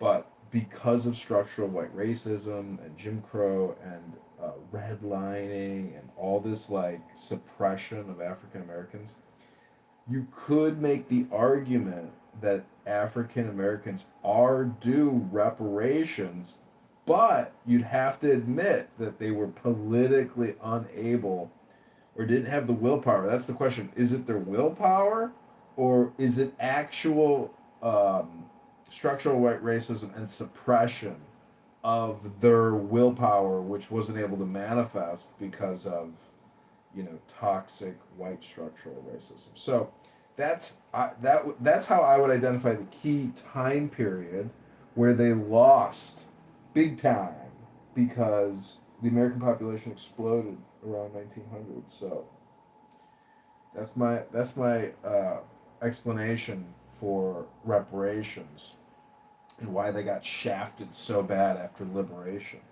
from slavery. What do you think? Yes. So you're basically saying they had their chance and they blew it? They had their chance and they blew it to become the majority or like a superior minority. They had that opportunity, but because of Ellis Island and mass European migration, they lost whatever hand they had. They lost it. So that's why it's a little hypocritical as as a white American European whose grandparents came over in 1900 to shit on an African American who's generationally longer in this country. And so that's why I say, like from a Republic perspective, you could make the case that they were shafted and are due reparations. But there's two types of reparations. There's the individual plaintiff reparation, and then there's the class action reparation. But the numbers are so stupid that like but plus, anyways, this guy Boutros, Attorney General, he's already figured it out that the Equal Protections Clause in the 14th Amendment, you can't create racial hierarchies and fund it. It's against the history of our progression of political thought and law. So reparations are out of the water, but I just think from a historical perspective, African Americans should make a big stink about 1900 and how they got shafted in terms of demographics. And maybe after PP, the pseudo intellectual historian who knows everything about these weird little minute things, which are so I thought that was stupid. Franklin Reagan. I keep quoting him, and I say, "That's not the topic. Stick to the topic, please." Like it is, he is such a bitch in these rooms. The way he talks to people, especially in Gary Bumgarden's room with his green bean and how the green beans can interrupt and pick apart your questions. Like he got roasted by Smurf or Homer or whatever he goes by. He was like, "Shut your fucking hole, Marshall. You fucking faggot, kicking me from rooms. Fuck you, fag." Like this guy, he's a successful dude. He's like an investor and Jewish guy, I think, but he loves talking shit about liberal progressives. And really, Marshall is actually just a Democrat, cosplaying as a Republican. And his candidate, Monica De La Cruz, who is a current congresswoman, they hate Trump. And like Marshall talks shit about Trump all day, every day on this app. And he's a Republican? Like, does the guy not know what team he's on? And his congressman, yeah. Well, I don't know if he's a traitor, but I think he's just intentionally. I don't know. When you actually meet people that work in politics, try to play in politics, or have been in politics, I don't know. Marshall is just like there's 10 Marshalls out there. He's not. He's Stephen Bader with an uglier face. I'm telling you, the Stephen Baders and the Marshall Stankin Rankins and that other guy who's a Democrat, they're all just Democrats, dude. They're all a part of the same fabric, cut in ugly different shapes. It's like this everywhere, dude. I'm telling you, this country is Democrat. There's so few Republicans. It's unbelievable. But anyways, back to Nolan and his You ever event. feel sorry for being white? Or guilty, I mean? No, not in the slightest, because I know where my great grandparents came from, and they went through Ellis Island. So I have no role or part or play in this drama that happened here in 1865, etc. So I think my conscious. Back in grade school, when you were in class and you were watching a scene in a movie that depicted slavery or mistreatment of black people, did you feel a tingle inside or did you feel sorrow? Well, I didn't really know just how brutal African American slavery was in this country, like with the masks, the neck devices, and a lot of stuff. And so, as a child, I just had no feelings because I was never really shocked with the truth of slavery, or punishments for slaves that misbehave, etc. Like, I mean, have you ever thought about like what it would have been like to own a plantation and you had 300 slaves that worked on your plantation and you had to basically run them industrially, psychologically, physically, mentally, nutritionally, housing, clothing. Like they're your horse that you have to like take care of because each slave is worth like 300,000 at the time in today's dollars. So you have basically a robot body that you have to treat well to preserve your I don't investment. think they were worth that much. I think they're probably like 40 to 50,000. You could look it up. I was shocked that it was like in the hundreds of thousands. Yeah, because think about it, like getting a robot from Africa is expensive, even back in 1865, and like if your plantation is doing 1 million plus a year, I don't know. Anyways, you could like run the numbers, but I've read that the average slave got to keep more in his or her productive output than the average taxpayer gets to keep today. So you go to work 3 to 5 days to pay your federal taxes, but a slave only went to work 2 out of 5 days to pay for his own personal upkeep based on whatever that plantation slave owner would provide in terms of minimal housing, medicine, food, clothing, etc. So I know that's like very horrible thing to say, but I have read that they've actually picked the numbers apart, and statistically, slaves got to keep more than your average income earner here today because we're paying almost 50% in taxes at this point. Hello? They got to keep something. That's why I said the owner would have to kick back some of that slave's revenue generated to preserve the well-being of that investment to maximize. Oh, what do you mean reinvesting? I thought you meant they actually got a small wage. No, absolutely not. I mean, but they had to be provided with housing or something to keep them surviving. You wouldn't want your horse in your barn dying, would you? That's why I say you gotta like really try to like role play this out in your own head to understand what it was like to own slaves. It's not something that you can just like pass off and say, yeah, like you never thought about it. Like it's they are part of your lifestyle, you know? They are your slaves. And some slave owners probably educated their slaves because they're like, what else am I going to do? Let's just go read books to the slaves all night, you know? Try to make them hate us less, want to kill us less, and increase our return on investment and productivity for the week. So that's what I'm saying. It's a big mind fuck because like you're like manipulating your slaves to maximize productivity and not kill you and not run away, etc. So it's like, did you have a working relationship with your slaves? There's a lot to think about. Hello? Would you be a brutal dictator, or would you be like, give them a lot of 15-minute breaks and vacation time and all that stuff? Well, we know the vacation time, there was probably some kind of downtime. But I bet you a lot of these slave owners used Christianity. That's about it.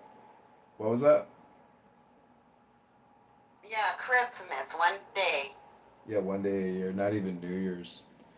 Well, that's why I say it's like, see, the problem with communication is that so much of it's just like political memory repetition, but it's not based on what really was. And it's just so polarized to match the ideology of today. But again, I gave you the reason why I created that Bema room was because I was like, if there was a time in African American history where they lost the biggest opportunity that they had to become the dominant force in America, it was in that brief period in the late 1800s. That's where they could have actually exercised political organization and action to take a large percentage of the government under their control, politically, congressionally, senatorially. And they could have prevented the mass immigration of white people into this country. So if you talk about redlining, your fucking average block in a neighborhood in Brooklyn or Minneapolis, it doesn't matter. That's insignificant to the 100 million white people that came in through Ellis Island and just mass populated this country and I don't completely. see what they could have stopped, though. I mean, how would they have stopped anything? Well, what do you think the argument about today is? Nobody wants this mass Muslim migration that has happened into this country. So that's my point. Is like, look at the Somali situation in Minneapolis or Detroit, etc. And they've taken over the governments. And that's what I'm saying is the African Americans could have quadrupled their population, become a dominant force, and America could have become a black superpower. But it didn't happen. And that's what I'm saying is all these arguments are insignificant compared to that loss. All this bullshit about redlining and Jim Crow. I don't understand what you mean. I'm saying that after liberation from slavery, the argument would be is that they were prevented from becoming a political organized force in the government. And then all the mass white migration at 1900 completely destroyed the opportunity for the African Americans who are ADOS liberated to become political and economic power in America and share that, not even equally, but like either less or more. But I'm just saying that the mass migration in 1900 is the key point in economic history for African Americans to make claims and liability claims for class action or individual lawsuits for reparations. And again, this is all in the backdrop of today's mass migration into this country from the Joe Biden administration, either at the border or overstay visas. Because if we have 30 million illegal aliens in this country, if they get amnesty, that means even less power for African Americans in this country. And I'm only bringing it up because we know this girl on this app named Bima, who is a social justice warrior and loves to claim that we live in a structural white racist society. So I'm only trying to bring in some evidence to this courtroom. I rest my case. You gotta look at the time. You talk about early 1900s. I mean, black people did try to build their own communities, and each time they did, it got demolished by white mob. You're talking about lawsuits and all of that. You really think black people were gonna win a lawsuit in the 1900s? Class action lawsuits? No. No, they didn't have the political capital, the intellectual capital, or the organizational capital needed to do something like what Kitover's saying.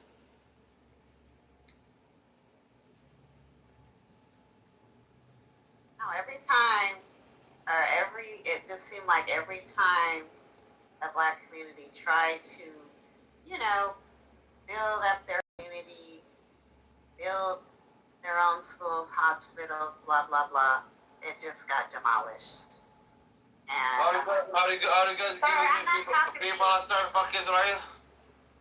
Are you agree with me? I can't even understand what you're saying. I see. Are you agree with me? Fuck Israel, free Palestine.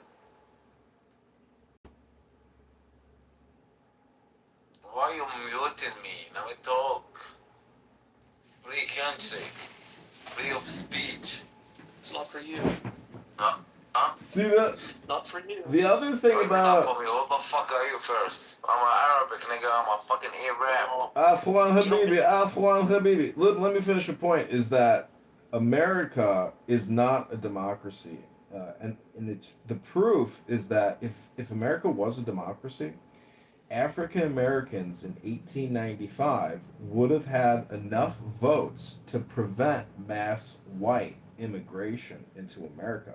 Therefore, we have a representative republic where our federal government sets rules and ordinances and amendments and acts and spends money in an undemocratic way, where we do not have individual liberty and we have this like super blob that has always been operating outside of the ordinance of individual will or individual democracy. So that's the reality of our political industrial complex, and that's the explanation on why blacks have been redlined and I guess delegitimized or have suffered in comparison to, I guess, the per capita of white people. Because if you buy yearbooks on eBay from America in the 1920s, 30s, 40s, 50s, You can do that. yeah, you can, and you can actually see the demographics of the classrooms at major universities or high schools, etc. And there's no black people in those yearbooks, none. And so Schools were segregated. it's more than that. That I mean, well, I guess what I'm saying is that the lack of integration is the lack of economic equality or at least equity. Anyways, I'm just saying there's a lot of ways to skin a cat, but if African Americans in 2026 are not for ICE and mass deportations, they don't understand their own political capital, or they do not have what you could call real politique. Hello?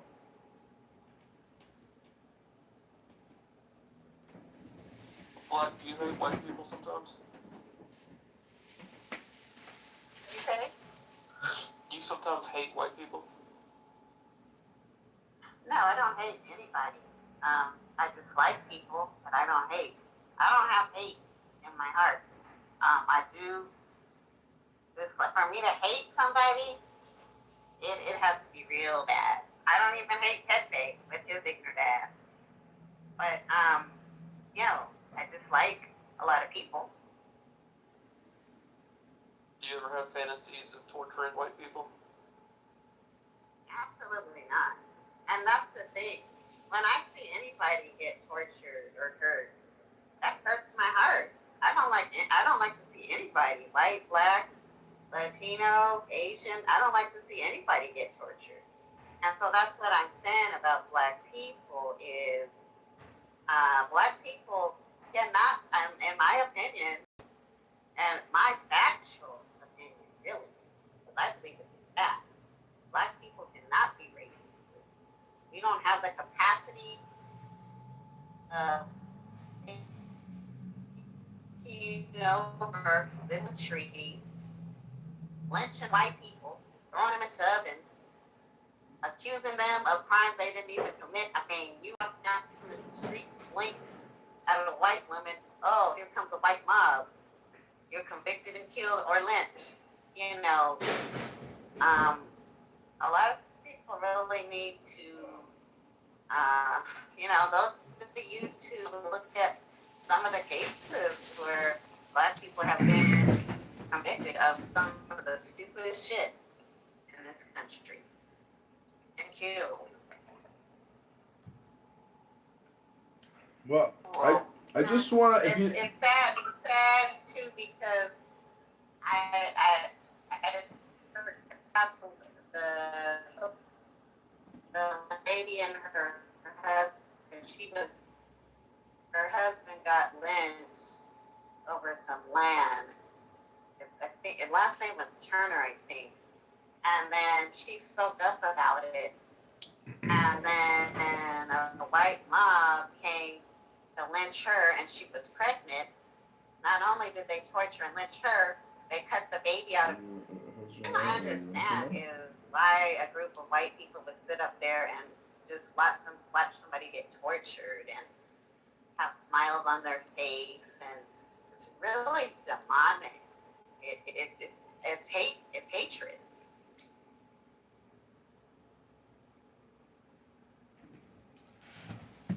Well, I was gonna say, if you talk to Bima, just tell her that my little research into structural white racism was my little way of giving back and fighting back if her theory is correct about the flat earth.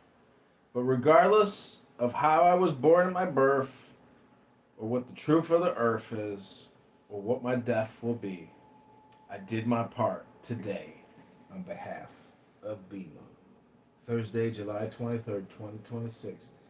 I stake my claim on the late 1890s as being the historical apocalypse of the African Americans in America. I mean, what is her belief again? I'm sorry. Ema, what's her belief? She thinks that we live in a structural white racist society.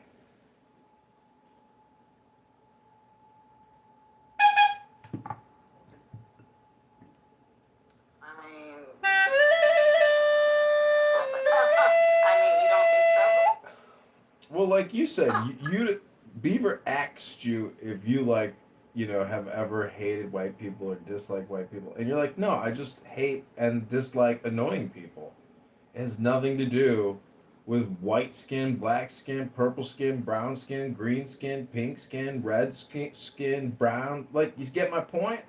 Highly annoying people transcend racial consciousness. You just want to get away from horribly obnoxious, stupid, annoying people who waste your time and got stinky breath and stinky armpits and they fat and they nasty and they annoying. Am I right? Am I right?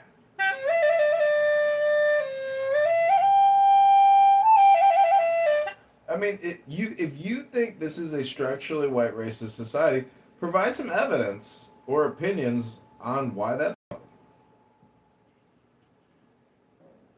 I mean, just look at history. Look at this country. I mean, do you think this country's not run by the white man? Do you really think this country is not run by the white man? No. See, if you So believe, who's it run by? Government? well, God, if you believe in a supreme power, Who's government? are you an atheist, Black? Hell no. Oh, you believe in a supreme God? I believe in God, yes. I believe that there is only one God. One God, one will, right? One destiny, one plan, one man. Hello? That's why I say all this structural white race is just stupid talk. It's really anti-God. Yeah, I don't know that, but I can tell you this. Nima might feel that way because I believe, she's with a black man and maybe she learned a lot, being around, a black person. So, maybe she didn't know a lot of stuff before she got with this person. And maybe she got education. So I really don't know. But you cannot sit up here and tell me in this country that there's not parts of this country where it's certain sections are for, lower class people and upper class people. I mean, and who's mostly the upper class? It's not black people. It's not Latino. Yeah, but there are upper class in the African American community. It's just so ridiculous to say there's not black elites. For Christ's sake, King Lamar, Oprah. I mean, the list goes on and on. Jay-Z, Beyonce. I never said Dominating the media, dominating industries. Never said there is not black excellence. There is black excellence. It's the majority. I get it, but it's a bell-shaped curve, and I think it's kind of entitled. I think I've come to the conclusion that people on Clubhouse are extremely entitled and privileged because there are people that can come here 40 to 50 to 60 hours a week as if they're fucking rich. How the fuck could people spend this much time and give all their focus and all their concentration, all their mindfulness to a fucking conference call app with a bunch of people intentionally gaslighting each other. I'm just saying that everything is a bell-shaped curve, and when people say, you know, it's a white man's world and there ain't no blacks up there, it's like bullshit. African Americans are the cool people, didn't you know? And all the white people want to mingle with the cool people, like Barack Hussein Obama, who ain't even black. Mama white? I mean, come on now. It's all theater. Really half black. He is half black. He's half African. He's half white. His mother's white and his father is from Ghana. So he's half black. He's half. He is. He's half half. African. He's gay. He's half white, and he married a trans black man. Come on now, that's silly. That is really. You guys are painting this narrative about Michelle Obama. Why is That's bad. Michelle That's really Obama bad. eating Altoids with George Bush, a war criminal? Like they're besties, and they're supposedly opposing political. Come on, it's a fucking theater show. These fuckers organized, controlled, manipulated. Obama is a white man's Uncle Tom. He's George Bush's Uncle Tom. He's George Bush's CIA bread and butter mind control project with a trans husband. I know it sounds ridiculous, but prove to me that Michelle Obama is the mother of those two children. Never seen a pregnancy photo. It's all bullshit. Surrogates. Yeah, that's a bunch of drama, propaganda, lies. No. I Prove don't it. believe that. Show me the photo. Just Google it. Beautiful pregnancy photos of Michelle Obama. Never seen it. But I do know that her jaw, for a multimillionaire worth $100 million, her teeth ain't even straight because they had to do teeth reduction or some kind of jaw surgery to tighten up that little aesthetic. And I know every photo is airbrushed. All those glamour shots, the perfect family while he's waging war in 10 Muslim countries in the Middle East as the president, dropping more bombs than all of World War II combined. The man is a war criminal and a vaccine criminal. He's the biggest slut, whore, demon prostitute we've ever had in the Oval Office. He should have been wearing a jacket that said Pfizer, Moderna, J&J, AstraZeneca, Northrop Grumman, Lockheed Martin, Advanced Defense Material. Like, the guy is worth almost $1 billion now. His facility is worth $1 billion. The man is a fucking business genius. No doubt about it. But he's not in love with that man, Michael. You can see in the photos, there is something off about Michelle. And we live in an LGBTQIA plus world where trans is everywhere. The governors are trans. The congresswomen's are trans. The military generals are trans. And you mean to tell me that the CIA, the biggest organization on the planet with $100 billion a year operating budget, ain't gonna squeak out a trans, first lady? Come on! That's what's happening here. I rest my case.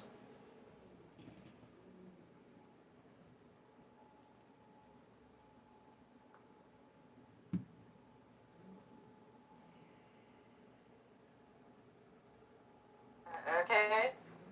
Eva, you wanted to say something? Man, I'm out partying right now, man. I'm out with the white folks right now, man. This motherfucker busting, man. I ain't gonna cap. I gotta go to the audience. Oh damn, let me up. But I can't say too much right now because I'm out. But when I get to the crib, it's busting. Shout out to Beaver, man. Make sure y'all follow Miles. What up, Black? What up, hey y'all? You feel me? I'm gonna tap in with y'all in a little bit though. I'm out partying with the white folks. You feel me? No cap.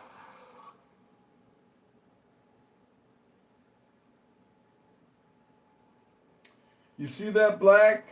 Timothy is celebrating in a structural white racist society. But he's having a good time. He ain't being oppressed. He ain't being redlined at the bar.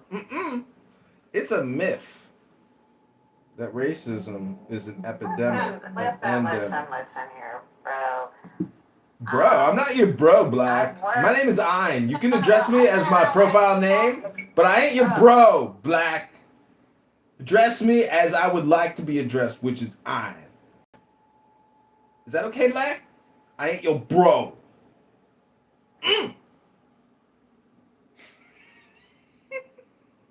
Yeah, okay. Anyway, as I was saying, I go to work, I'm around white people, and I'm not oppressed at work, even though I do believe certain areas, there is biases, but, I'm around white people all the time. Am I oppressed at work? No. But I'm not going to sit up here and deny that there's not issues in this world. So, you can, but I'm not. The big rush. Powerful rush.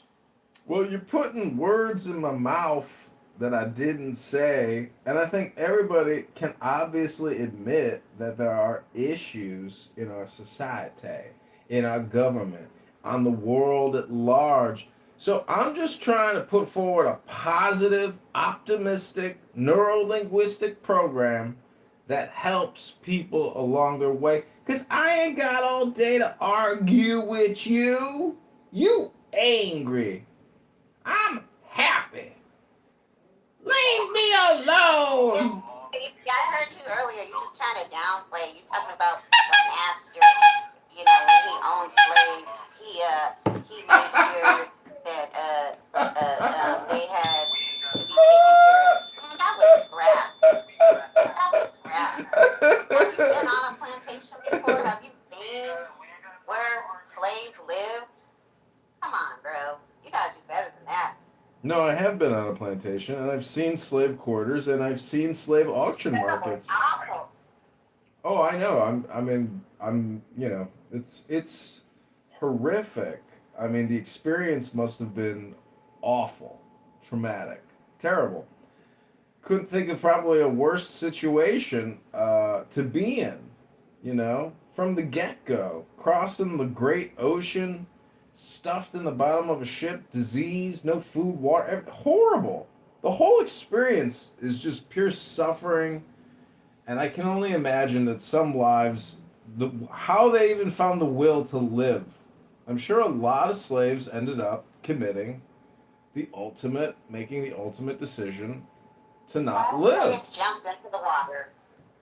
I'm sure a lot of people chose death over slavery and servitude and punishment and censorship because they were censored.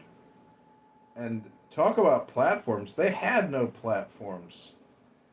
Their houses didn't even have platforms. They had mud floors with no plumbing, no hot water and heating, no kitchen, not even a couch.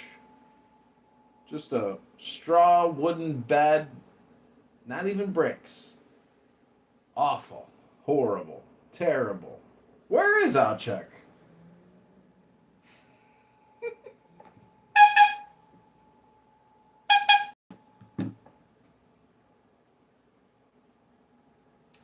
So Black, are you in the know about Nolan Wells? The boater? Yeah, I know about Nolan Wells. Yeah, what about him? Do you suspect foul play?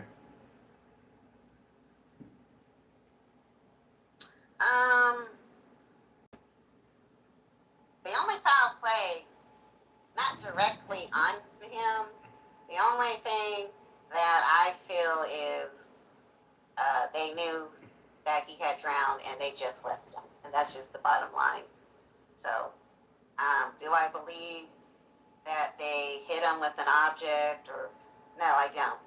But I do believe they saw this young man drown and they just left him like nothing, like a piece of garbage. So, yeah. Well, to say that he that they thought he was a piece of garbage is really insensitive and lacking, I think, in awareness or context. Okay. Because I've seen I've seen video. It's not a pat on the back kind of a thing. I think that you are injecting your opinion into a tragedy where many of these people, he was their friend, and they're very sad. For my opinion? Yeah, but I think your opinion's way the fuck off. Because no, it's not. It actually isn't. Well, okay. The reason I just told you I don't believe that they, put hands on him or anything like that. I heard However, you. they left. I know, but if your claim is that they saw him drowned, and let's say they did. Okay, but you're also implying that they couldn't retrieve the body, or they decided to just leave it. But when you're dead, and the fact is they didn't kill this kid. And as I was talking to Beaver earlier, I used to have a boat, and I have more boating experience maybe than others, and I follow the news. And in Chicago, we have what's called the playpen, where there's a lot of boats. So that means a lot of accidents, horrible accidents, because you're dealing with power motors, huge machinery at high speeds. And so, I guess I won't continue speaking because I hate being redundant.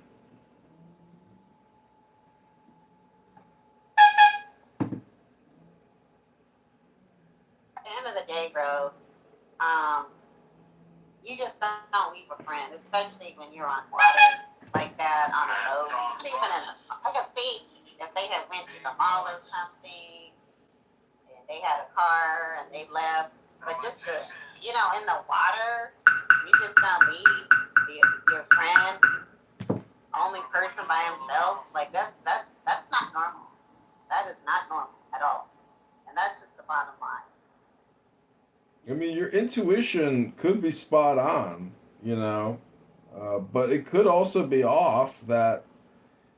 I've never been in a situation like that where somebody, that you knew, because I've seen the videos of the kid on the boat.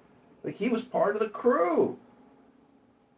And I've seen the cross-examination of these kids, the depositions and subpoenas, and the black lawyer asking all these questions. It's, you got to be a little, I guess, aggressive to try to see if you can get a reaction, to try to find some kind of truth or something. But it's my opinion that this topic is very much like Carmelo Anthony, where black fragility is really what's at stake here. And this poor kid's death is being used for political communication to kick a dead horse for no other reason than lack of creativity, lack of focus, lack of concentration, and the mythology of structural white racism, and using this poor kid as a piece of evidence in a non-existent court case for lonely bored people to continue to spam the internet with their bullshit. Hello?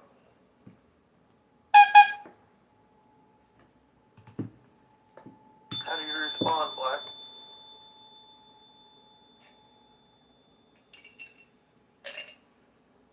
I don't know what to say. It's in and out. She don't even know what to say. Who said that? What's his name? The black guy who wants to be white. What's his name? I don't know. I forgot his name. Anyway, listen. Sad case. Very sad case. Carmelo. Am I saying it right? Carmelo Anthony. Sad case. Very sad. It's very sad when, people pass. It is. At such a young age, sometimes our choices put us in bad situations. Like, again, and I'm just going to say this again. You on a boat with a group of friends, partying, whatever you're doing, you cannot tell me that out of all those people, He's the only one left behind. Okay, that doesn't something doesn't add up with that. He's the only one. Nobody else left with him. He's just by himself. Something's not right there. So, you know, it is what it is. It's sad. You know, I hope they find the truth of what happened to him. He does deserve justice. Those are not friends because nobody should be leaving anybody behind. I don't care if he wanted to stay, then some of them should have stayed there with him. You don't just leave off of a boat and go somewhere else or whatever, go home or whatever the hell they were doing. Have you ever been on a boat? There's a lot of mosquitoes and a lot of spiders. What? Big rush. What'd you say? I said, if you ever been on a boat, there's a lot of mosquitoes and a lot of spiders. Okay. So what are you saying? That could have been one of the determining factors why they decided to head back to port, to the dock, because they were like, fuck it, let's get out of here. There's a lot of mosquitoes, and I'm getting bit up. Fuck. And there's a lot of spiders over here. Fuck, let's go! Okay, well, I thought the boat ride was pretty long. So if they knew all that, why even get into the boat?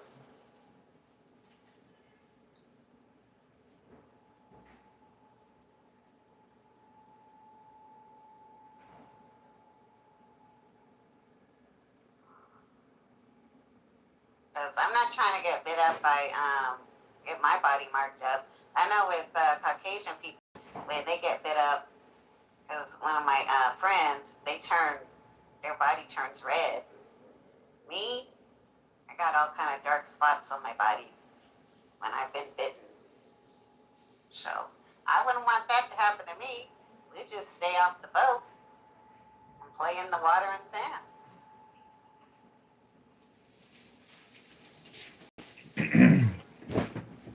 Well, I was on a boat one time in college. I got my boat license. I took out a boat with two friends of mine to go water skiing, and the water was ice cold. And I said to my friend, I said, bro, there's no way. I can't do this. It's too cold. He says, go stand in the back of the boat. There's a puddle. It'll cool you off from your feet. I'm standing in the water in the boat. I'm like, yeah, maybe this will work. Next thing I know, he shoves me over the back of the fucking boat. So friends fuck around on boats, and people get clips, you know?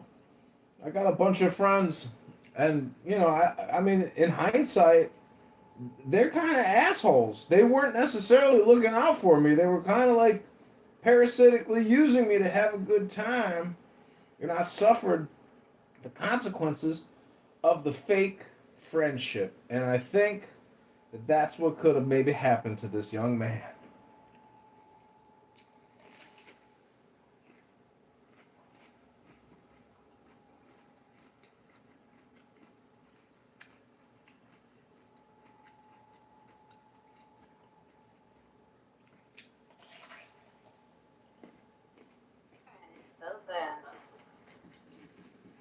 Oh, hi, Matt. I didn't see you come in.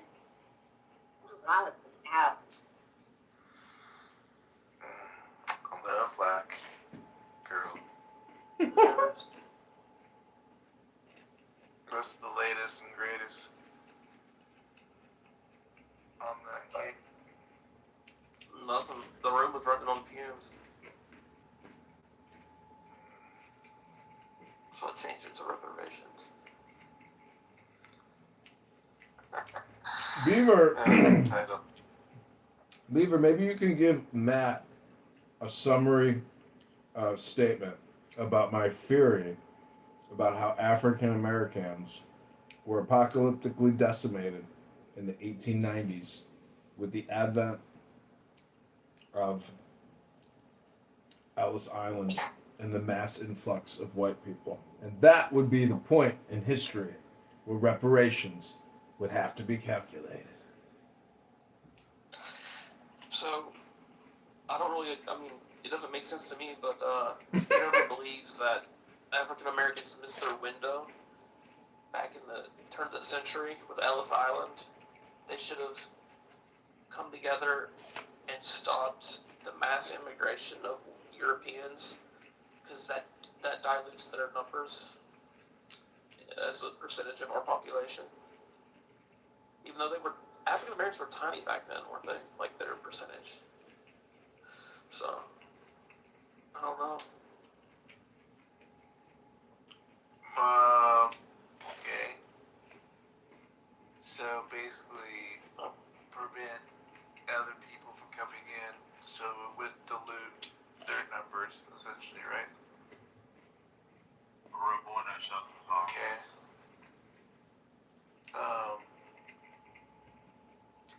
I don't know. I'm not African American. What have they said about it? I don't think Black understood it either.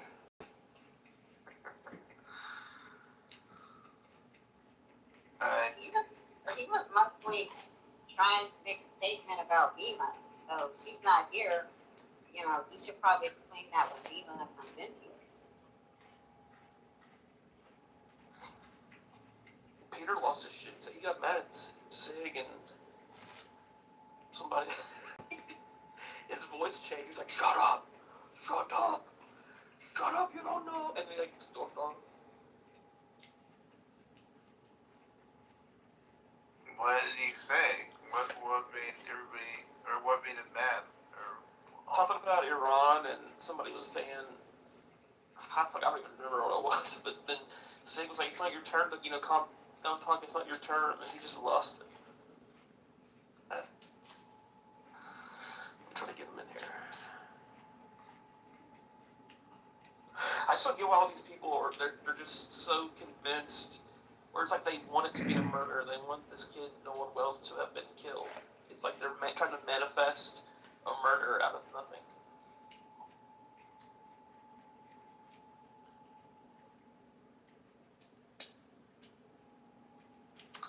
I mean, I would have to agree quite a bit. I mean, can there be foul play? Sure.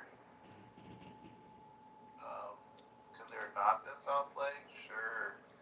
We just gotta wait and see. I mean, from all that I've read the last little bit, I don't think anything went wrong in terms of anybody plotting to get him or something. But maybe I'm wrong. Maybe there's somebody out there that knows something about like the evil plot to kill him or something. I don't know, but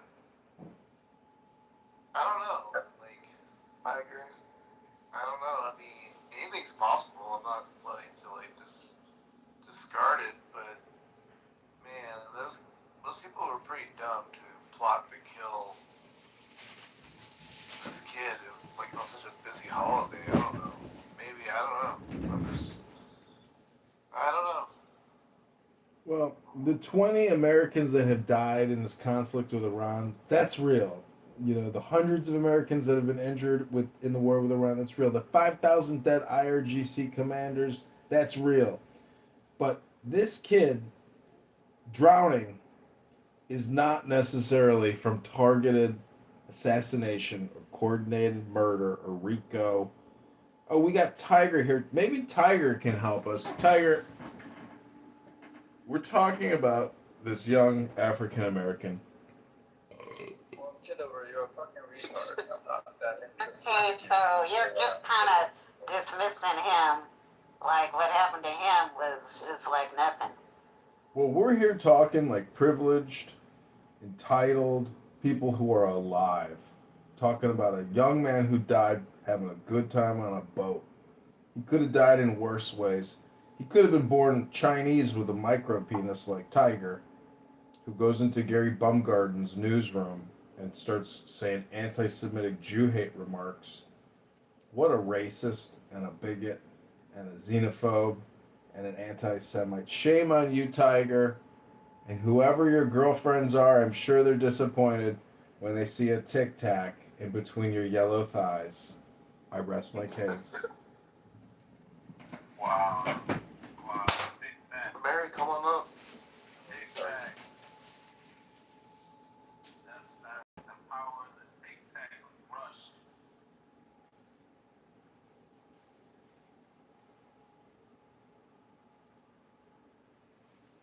Mary heard she heard Peter wig out and scream and yell and leave. We're going to something. Oh.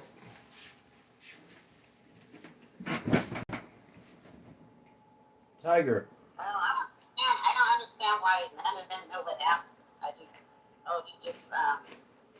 You just stayed behind. That's it. They don't nothing. They have no clue. All those people on the boat, no clue. You just stayed behind. That's it. That's ludicrous.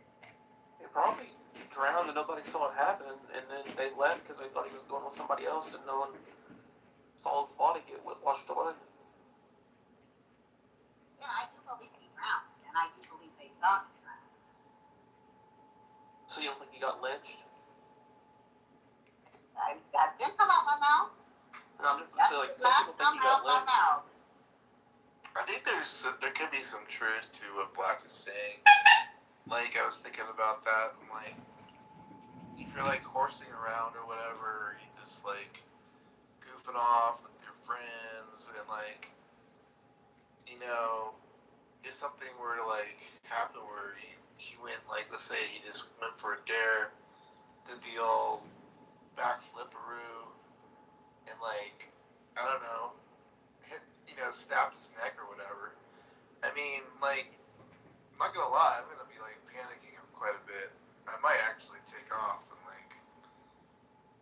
freak out a little bit. Now, would I have not called 911 on the way, back or whatever? I guess I don't even know what I mean. That's true. That's kind of weird that they didn't stay around to help. I mean, I don't know. Actually, maybe man, I gotta rethink this. Like, but I get what Black Girl's talking about. It's like you do kind of get like freaked out when you see a prank go wrong. I don't know if anybody else has ever experienced that, but you watch one of your friends do something crazy, and you're just like, oh shit, like, I'm not dealing with this right now. People do that all the time. They do that all the time. They mess up, and then let me get up out of here. I gotta go. I don't want to be blamed for this. I don't want to be involved. That is true. Even if they don't know what happened, like, in terms of like what happened to him, but like they know that whatever's going on with him, like, they don't want to be part of that. I don't know, man. Like, I can see, like, especially if you're drinking and doing all that shit, like, you can get pretty paranoid pretty quickly, Because then all of a sudden you're the person that's gonna be like on the hook. So maybe like it's kind of a stretch a little bit, because I don't know. I mean, I don't know how good friends they really all were, but if there was like, if they were just kind of like, I don't know, adjacent friends there, then maybe they'll be more willing to like just take off. You know what I mean? Like, I don't know if they're like all this great, like really good friends. Maybe they were. I don't know. I don't know like the history of all the people. See, this is like people talking about the movie Scream or something that never saw it. Nobody knows nothing. Because it was an accident. Because it wasn't a murder. What? Yeah, I don't think anybody's saying it's a murder. Like, I don't think anybody intentionally went out to kill Nolan or whatever. I think it was just like, oh shit, damn, I think he might have like broke his neck or something, and like, I don't want to be part of this right now. Like, we're out of here. Well, and then like that doesn't excuse them, but like that's what happened. You know what I mean? Probably. But see, if it wasn't a structurally white racist society, we would actually have courageous people that want to help save their friend that's drowning. But at some point, you still got to throw the towel in and say, you know what? We can't find the body. It's getting late. We've already sent in the coordinates, etc. Like, when did they pull the plug? Was it too soon?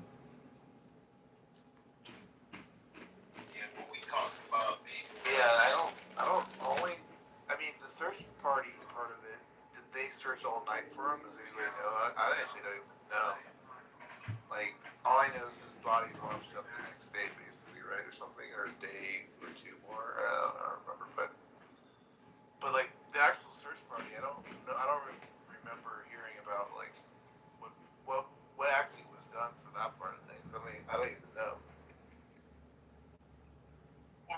either. I don't think, I mean, because it's dark, I don't know if they could be, you know, looking in the water in the dark really good. So Exactly. I don't know. Yeah, absolutely. They got flashlights. You hear those things called flashlights? You get in a fucking boat with flashlights and you go try to find somebody who's trying to stay alive. Yeah. Keith is pretty strange though. But again, I don't think anybody like intentionally went out to murder. Whether was there like, you know, what's the word I'm looking for? Goofing off, you know, doing things that like authority shouldn't know that you're doing, you know, aka drinking, aka drugs isn't just weed or whatever, but I'm just saying, you know, and all that kind of stuff. Sure, why not? So, like, nobody wants to have that put on them either. That's the other part of it. Like, Can I just quote Marshall Rankin and say, "You're off topic! You're off topic! Get back on topic! Reparations! We've moved past the boat. We've moved past the loss of this innocent young man's life.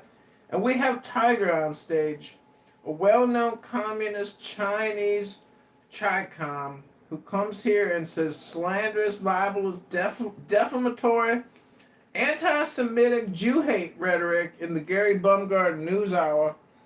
How do you plead, Tiger, small dick Chinaman?" Can you give me an example of the Jew-hate cards like Kitover gets to survive so long, you know? I think the world is too kind to retards like him. There needs to be more evolution pressure so that low IQ like him gets cut off earlier. Tigers. I sure hope you fail to reproduce for the purity of the future of the human civilization. Tiger, he replaced John for Nolan. Is that what you're saying? Like, you would have rather that Kitover be the person that died? I mean, this guy. I don't give a fuck if he lives or die. I just hope he doesn't make any young children. No reproducing. Okay. That's typical eugenic talk from a Chi-Com.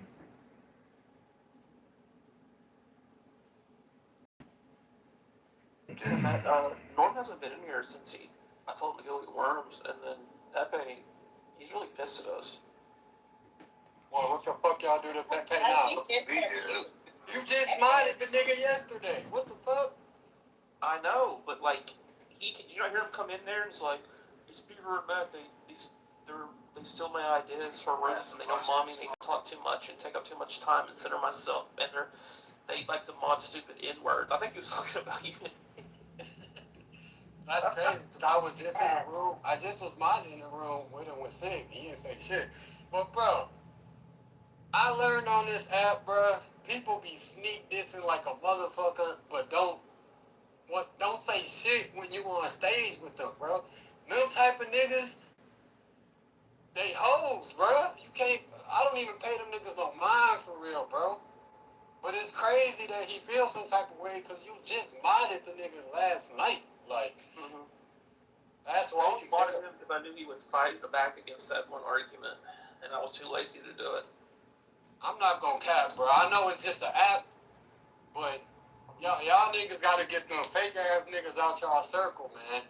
I know it's just an app, it's just Clubhouse, that shit ain't serious, but that fake ass shit, that shit not cool, bro. Like, oh, what Beeman did?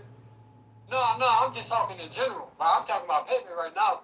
If he feels some type of way, I mean, I don't know how. You just was fucking with the nigga last night. Like, I'm cool with Beamer, but I just don't like the fake shit. Like that shit fake as hell, bro. You literally just modded the nigga last night. He ain't say shit to you. Like, he ain't say shit. You let the nigga get his shit off too. So it's like, bro, the fuck is you bitching about? But, you know, there's no, like, way to actually suffer or have any loss. The crazy shit is, y'all be telling me motherfuckers, all these people be feeling some type of way, about me, but it's crazy because I be feeling like motherfuckers. I be looking in the comments in the chat and shit. Motherfuckers be like, bro, I fuck with Timothy for real. Like Timothy know how to moderate for real. Like I feel like I know how to moderate for real, bro. Like no cap. So it's like I don't understand the hate that I be receiving, bro. Like it be crazy, bro. True. Yeah. I think it's just because I talk like a nigga for real in a white space. Like they keep calling this a white space. I don't think it's a white space though. Like I don't think they be saying y'all niggas is racist. That's the thing, Timothy. Like, why does Pepe think this is white America? Like, this is not his house. Like, I'm confused. As far as I know, this is called the President Trump house, and he has a house called White America. So I'm not entirely sure why he's confusing the two. I don't get it. You know. Facts, bro. It honestly, it's good. Y'all niggas. Yeah, we bought it together. Y'all niggas been rocking with him for so long, even in the White America house. So it's like he kind of damn near feel like y'all don't owe him this shit, but it's just like that's what it's coming off as. Like shit, nigga, y'all owe me this shit for real. Like shit weird. No, it is a bit. I mean, admitted he said that. I mean, he's like, I always, bought you in White America. Like, why aren't you buying me anymore? Blah blah blah. It's like, well, we kind of run things a little differently. And plus, I said this plenty of times. It depends on who's running the room. Like, Bieber will mod whoever he mods, and then like I'll mod whoever I mod. And not saying that either one of us would mod Pepe, but like, it doesn't have to always be the same mod every time, Facts. But that's why I was saying the other day when we was talking about that moderator shit, bro. Like people take that shit to heart for real. Like if y'all didn't mind me, I wouldn't give a fuck. I would still support y'all. I would still pull up in the room. It ain't nothing, bro. Like, but people really take that shit to the heart, bro. And that shit just weird. But I fuck with y'all for real. So I'll go to war for y'all on this app if that makes sense. But y'all just got a lot of fake ass people around y'all, bro. That shit not cool for real. I call that shit out for what it is. That shit weird. I don't think I'm wrong to say that, when certain people come into a room and they literally speak for 2 hours and nobody really gets a chance to get in, that's pretty disrespectful, you know what I mean? Like, and that's the only room that they will do it in. Exactly. Yeah. I'm like, It sounds like a little bit of envy, man. Y'all niggas damn near overlap that nigga for real. Like, you don't need white America no more. You got your own shit. And it's like, damn, like, he probably like, damn, I'm out of these niggas in white America. You wouldn't have no platform without me type shit. That's how he probably feel for real. Pepe is really PG-13 rated R. There are other people who go into NC-17 and X-rated, like Rich. Pepe doesn't necessarily trigger hate speech, abuse, or harassment of protected classes. He's kind of careful about what he says. That's a lie. He's lying. That's cat, bro. Like, don't get me wrong. He called me a nigger. Do you understand that? He called me a nigger. See, the thing with Pepe, he knows I had how a black man stand up for me in that space. He disrespected me to the fullest. See, that's the thing, Black. When Pepe a moderator, I can't really say too much for real because I respect people, other moderators. Like that's at least how I come from. But Pepe knows one thing I would say he knows how to do. He knows how to fuel a crowd, especially black people. So it's like he knows how to fuel black people to the point where they gonna say some crazy shit or they might wild off, but in the same breath, he could derail a room too with all that bullshit shit he be saying. So it's like you gotta be. It's like a coin for real. Like, and you gotta be careful with that shit. But I just feel like he damn near jealous of y'all for real, bro. I ain't gonna cap. Yes, you're the one like, that's the thing, is like, obviously, he does that show, whatever, that's fine. Everybody, I let everybody speak. And I still will, obviously. We came in right now and let him speak. I'm just not throwing a beat right now. It's just not the thing. And like, especially if I want to have a discussion. I mean, there's moments to do stuff, and there's moments not to do stuff. You know what I mean? Like, come on now. And, like, I don't know. Like, honestly, my ear, like, I was getting, not my ears, well, actually my ears too.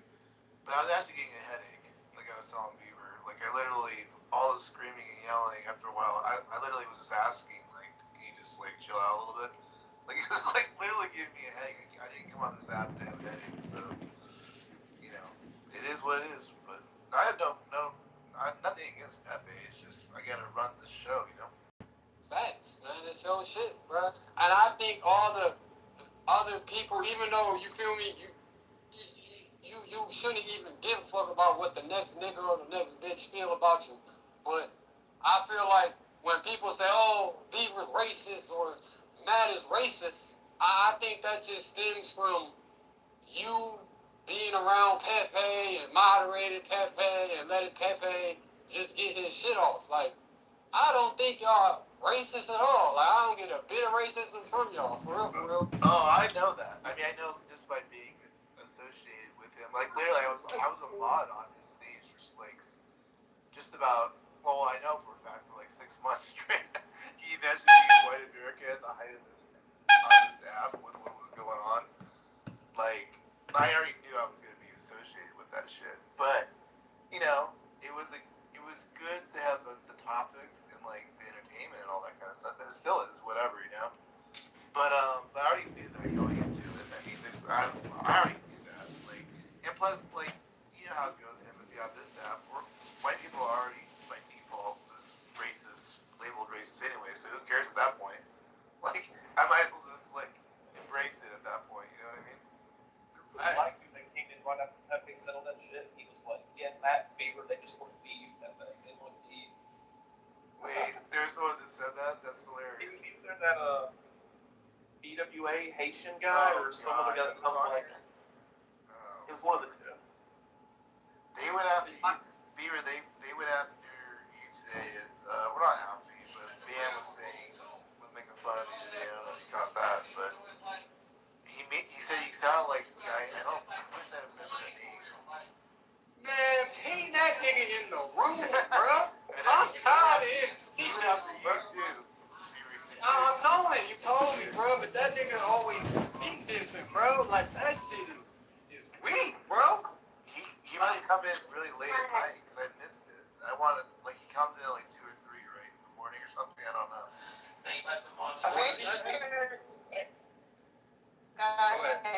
Richard is also next to Pepe. I don't him either.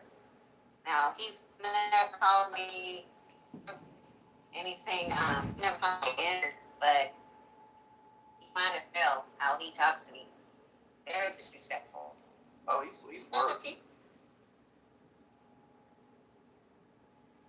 Rich. You guys come across as just normal people, right? Because I've known you, and I remember, I think each of you, I remember, probably said something racist in the past, and I heard, I wasn't happy, but, you know, we had back and forth, but you guys, you know, after knowing you guys just normal. Everybody says something racist sometimes, especially, you know, on Clubhouse. And Pepe is a little bit, you know, you guys are the normal people, you guys are nice people too, you know. Himothy is a really respectful guy, actually, he's pretty good. But then you get Pepe, right? Pepe is like, I sort of understand him, but he's kind of overboard that he has to get a high out of getting controversy in the room and say something that he knows is going to have backlash, and he enjoys, you know, engaging people with that. You know, I think that's a little bit morbid, but even that, you know, I sort of understand, and he's not, at least with me, he doesn't go too far. But then you get, you know, weirdos like Kitover or Rich, you know, they're kind of the same weirdos They have a million alt accounts that says nothing of value, but just enjoys being there and say something really stupid. Projection mirror has been activated. Their mom not like them or something. That's stupid. I don't understand outliers like this. Tiger, I don't understand. Tiger, Normal human I think society. you That report scumbags such as this exist. you I just reported don't understand. one time, Tiger. I think I got clipped because of you one time. You're here. You know what I mean? But we're all good. And I want to thank Tiger for the shout out, but I really don't like being put in the same square, box, or circle as Rich. Rich can be funny at times, but by God, he is one of the most highly annoying people on this app because he refuses to stop talking when other people are talking and just keeps going. And when you have to listen to multiple people talk, it's just too taxing and annoying on the brain. And Rich is one of those extremely highly annoying people. And I'll be honest with you, like, if I knew him in the real world, I wouldn't want to know him in the real world. I wouldn't want to communicate with him in the real world. I wouldn't want to hang out with him in the real world. And that's just me. But Tiger here, for him to say that I am one of those types of retards like Rich, I have to push back and say I am my own special, unique retard faggot, unlike that faggot retard. I am complete. I just don't waste my time categorizing different kinds of shit, You believe in a universal turd. I got it. But that's your projection. That's you, China Tiger.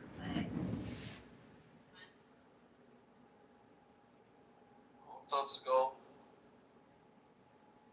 What's good? Man, that nigga online, bro. Niggas need to feed that nigga in the room, bro. Who? All the niggas that be sneak this, bro. Oh, he won't come in here. Wait, I didn't hear who was it? I think he's talking about Ban and Rich. I don't Man, follow. Rich, all them niggas, man. Wait, Rich will always show up here. So Yeah, he'll show up, but Ban definitely would. Bro, them niggas said, I'll make the room. What the fuck? Alright, man, y'all will be surprised what niggas say when y'all disappear, bro. At the minute in the night, bro.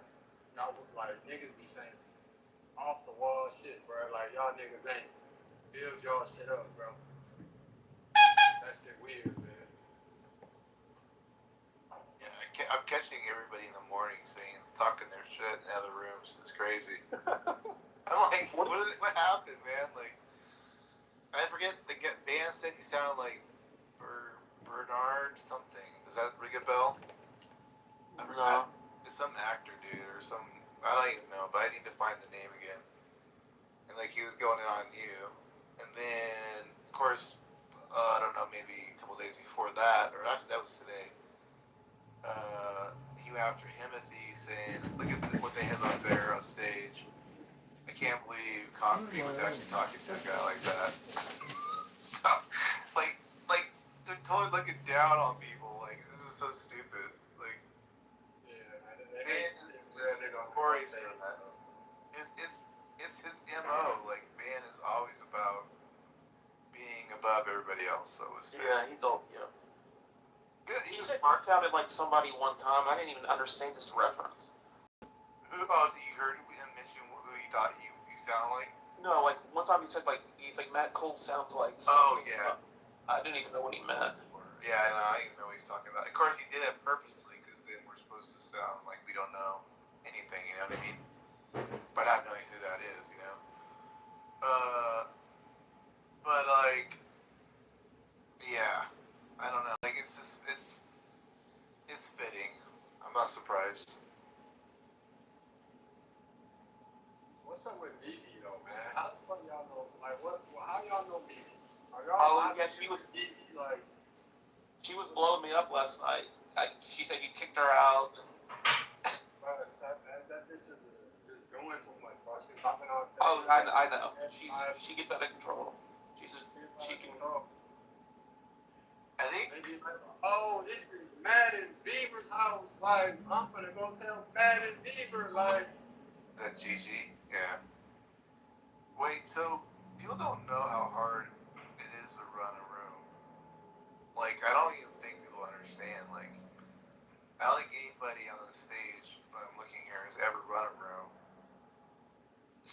try doing it one night and let us know how it goes. Like, honestly, like, you really can't talk much shit about people who are run rooms. That's where I'm at, you know? Yeah, and then you, Kitover said Brad's last name, and I was getting ready to boot him, but Brad beat me to it in my back channel. He's like, we're going to allow doxing. Oh, no, not that again. Like, similar to the mountain one that we had a couple months ago. Well, it was just, he just mentioned his last name. Yeah, but similar, like, it's very similar. Like, because that's what that was all about. That was going on there. He was Yeah. And then he did, and then, like, yeah, I don't know. Everybody's, you have to please so many people, you know what I mean? Everybody's so, like, around each other so much. They all have personal issues, so you're having to get with all of those different angles, you know, now. And then somebody messaged me that they were mad Beema had her mod badge, and they wanted a mod badge. Who's that? You want his name or not really? You don't I'll tell you in the back chat. Okay.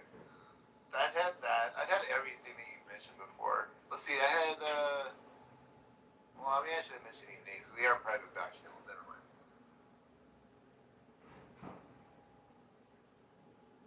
I just want to have a good time enjoying libtards, leftists, you know, melting down and suffering during this Trump term. Or can't we have nice things? Why don't Pepe look like that? Why you just run the room all the time? What happened? See, the fact that we have 40 trillion in debt and China carries like 10 trillion plus of ours, it's just dilution.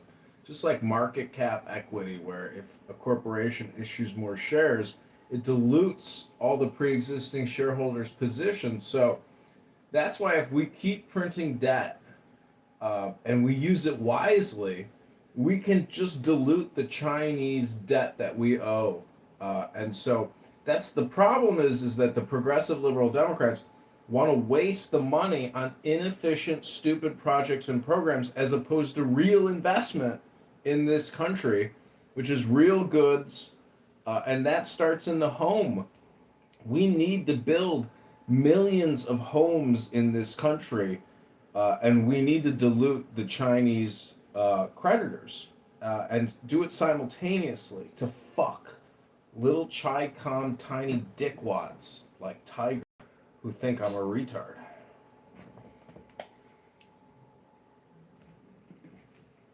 If you actually understood the economy, I wouldn't call you a retard. But clear you didn't.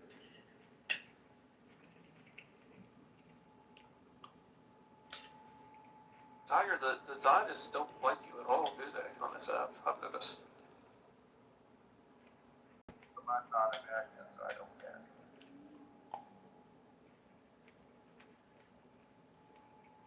Yeah, I just think it's because they got this thing on this app where if you're not American, your voice don't matter for real, which is crazy as fuck. I've never understood that. I always want to hear what people think. Yeah, I actually think you guys shouldn't care either. You know, as Americans, they hurt you the most, yet you are so afraid of them. I don't understand this. Call them out.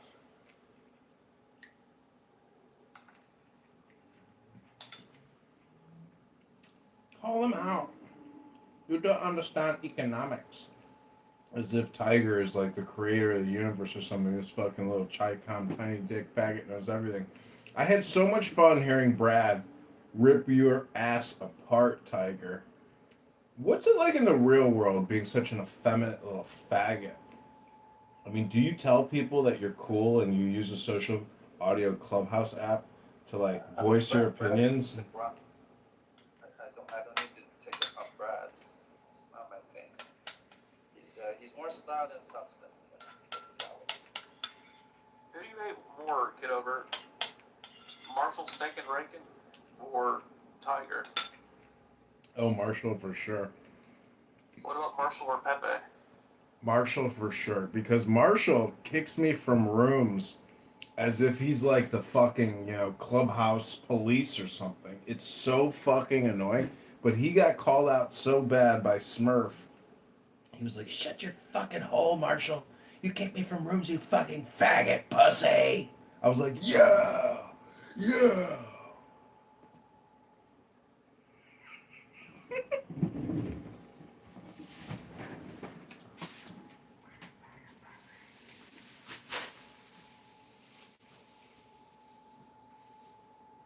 What happened to the Jewish guy that used to run rooms?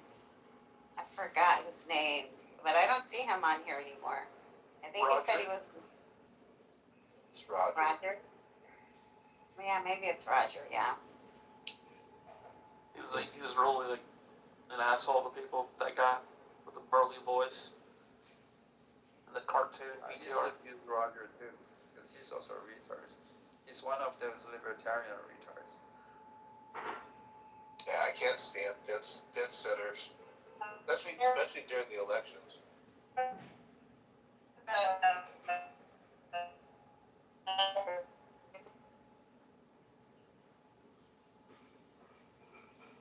It's just me or just black girl in the blender. Who is the nigga that say he's recording your room? It's Ayn right here, AYN. Hey, right here, Oh no, the other guy last night. Oh, that D guy? I feel the rush. Oh shit! He said he recorded the room. Yeah, I don't know who that was. He's a weirdo. All was getting in that nigga ass last night, bro. Not you, but everybody was getting in his ass, bro. He just got fed up. Shit. They got fed up.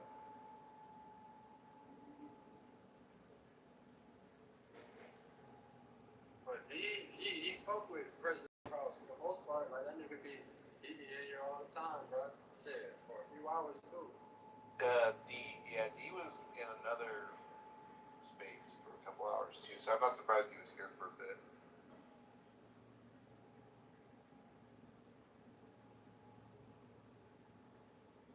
Who would y'all say is y'all most like lawyer, I want to say followers or fans, but you know what I mean? Like the most loyal people that y'all see come in the room on a basis, rather it's if it's busting or if it's dry.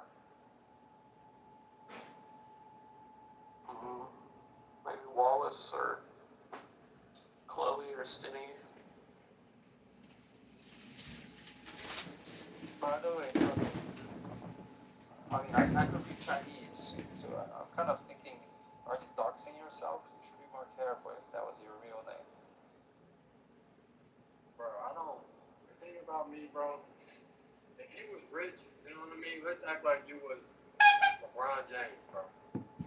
Your address, everybody know where you stay. You know what I mean? His address is on, it's public information, bro. Like, you can pull up to this house, bro. So it's like, all that doxing stuff, or if people know where I stay, X, Y, Z, bro, I don't be worried about none of that shit, bro. Because I know 98% of people on this app is not going to really pull up for real. And if they do pull up, I know 99% of the time I can defend myself. So it is what it is. Like, but that's just my preference. I know people think differently, but I'm not scared of this nigga, bro. I live in the real world, bro. Like, I done seen shit, been through shit, bro. This is nothing to me, bro. So when Pepe gets out of his clown car and he's got like an AK-47, he's like, "What's up now, bitch? What's up now?" You're gonna be like, "Is that Pepe?" Well, I was told that Pepe is not white. He's Mexican. Well, I guess you could consider that white. That's a common misconception. And I think that he would vigorously push back with his Corsican historicity. You know, what I really don't understand is he always says that genetics are the reason why. And I just do not like that as a response, as if some kind of genetic herd is the reason for X, Y, and Z. The common, statement of it's genetic. It's so meaningless. It doesn't give any context to the situation. It's such a stupid thing to say. Hello? I tend to agree with him, depending on what you're talking, like what features factors. But see, when you just say genetic, you're just talking about DNA, but that doesn't take in all the conditioning and environmental factors with regards to the genetic. That's why I say it's so meaningless because culture, language, etc., and how that interacts with genetic. Dude, genetics are like identical, universal. So it doesn't mean anything when he says it. It's stupid. And it's basically you're just taking a trope or some type of stereotype and attributing it to the term genetic. It doesn't mean anything. Hello? I disagree. I think there's environment and then there's nature. Both matter. I get it, but they're inseparable. But that's the myth of polar. It's a myth. You have no real evidence to confirm whatever the fuck the stupid hypothesis is. Hello? Well, you can never prove it. Yeah, you can never prove it 100%. You can only deduce that it's the truth.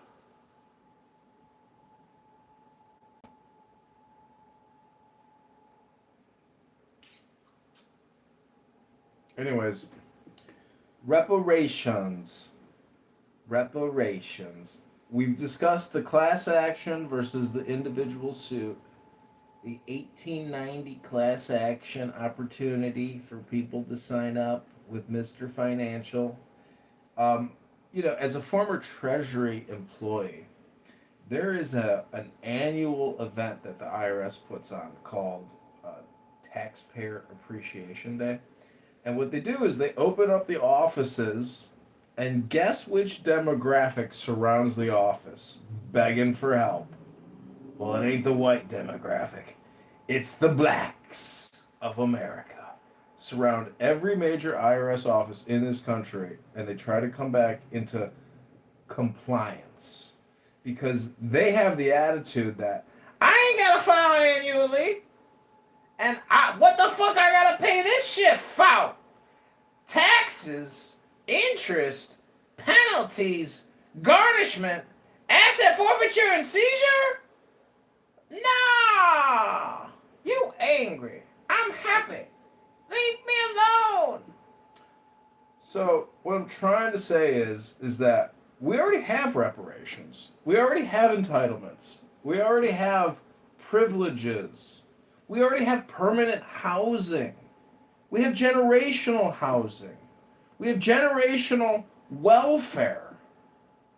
And just go to the sub-Saharan Africa where people are living in mud huts and fucking wooden stick tents. Where they got nothing. Where they're dying of starvation. They live in the mud huts because of America and Europe, bitch. American mud huts because of America, bitch. I ain't your bitch. I ain't your bitch. I ain't your bitch. You angry. You angry. I'm happy. Can you hear me? Yeah, what is it? Yeah. So if that's the case, then why does this country have so much homelessness? Okay? Well, because so much homelessness out here. Because we got thieves. Okay. We got criminals looting billions of dollars from these NGOs and the government, paying their salaries. They're not using the money to build affordable housing. You should be able to build a fucking one-bedroom or a studio. You in the Matrix, Black. What I'm saying is tiny home villages for $8,000 a pop with a motherfucking air conditioner and a refrigerator and a hole to take a shit in. It's possible to alleviate the homeless crisis and organize these homeless motherfuckers that are ruining America. Hello? We send more money to Israel than we do to homeless veterans here in America. Fuck you, bitch. Fuck you, bitch, N-word. Listen, I am a veteran, and I have almost been homeless. I am too, and I bet you weren't combat. And I bet you I went to the VA and I said, I'm about How to did I know? I don't know. You just called me a bitch-ass faggot, N-word. So let me finish my point. Is that you are about to be homeless.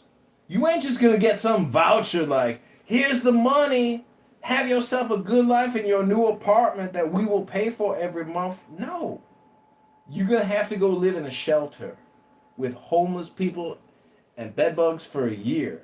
And then the VA will say, well, you done lived in the shelter for a year. Here's your HUD housing voucher. Enjoy your new life in your one bedroom for $1,400 a month that taxpayers will pay for you, and we will take from other people and give to you to sacrifice others for yourself. I rest my case.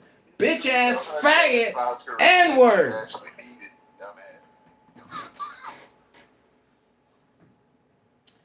Sorry, you were in the. It's not all military that are homeless either. Okay, there's a lot of people out here. The rent, I live in California. Okay, the rent here is high. It's expensive. People live paycheck to paycheck. Some people just decide, hey, I want to just be homeless because I don't have a bill, so I won't have bills to pay. I just, do a tent outside. I get it. People choose to die in weird ways. If you go to India, they got gurus sitting in cow shit, burning incense, and they got white European girls stripping around them, shooting selfies and doing video Instagrams and shit. There's weird ways to live your life. You ain't gotta live in a box. You ain't gotta have a gas bill and a utility bill and this bill and that bill and another bill and here, this broken that. You can just kick it at a park and say fuck it. 2 tears in a bucket. Motherfuckers. Hello? Hey, I feel the rush. I just want to say this nigga does not reflect the American military. This is an anomaly. Projection mirror alert says what?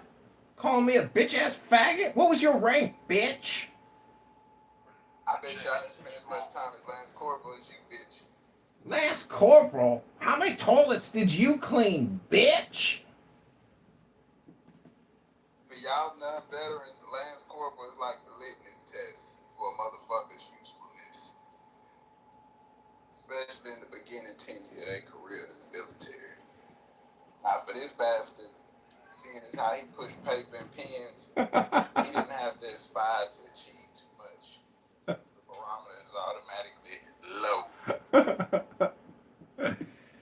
Projection says what, bitch? I was a corporal, bitch. Then I was a specialist, bitch. Then I was a sergeant, bitch. In the infantry! Hooah!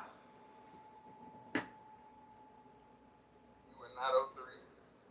I was 11 Bravo, bitch. Don't make no assumptions. You know what that makes of you? I thought that too. What were you, Artie? I got a blue cord. I'm gonna floss your ass with it, bitch. What were you, Artie? Don't make no assumptions, bitch. Say it. You angry, bitch. I can't argue with you. You angry. There wasn't no gun, no dough kicker. Goddamn sure wasn't that. I can't argue with you. You angry. I'm happy. Leave me alone. That's what I figured. You figure right, bitch.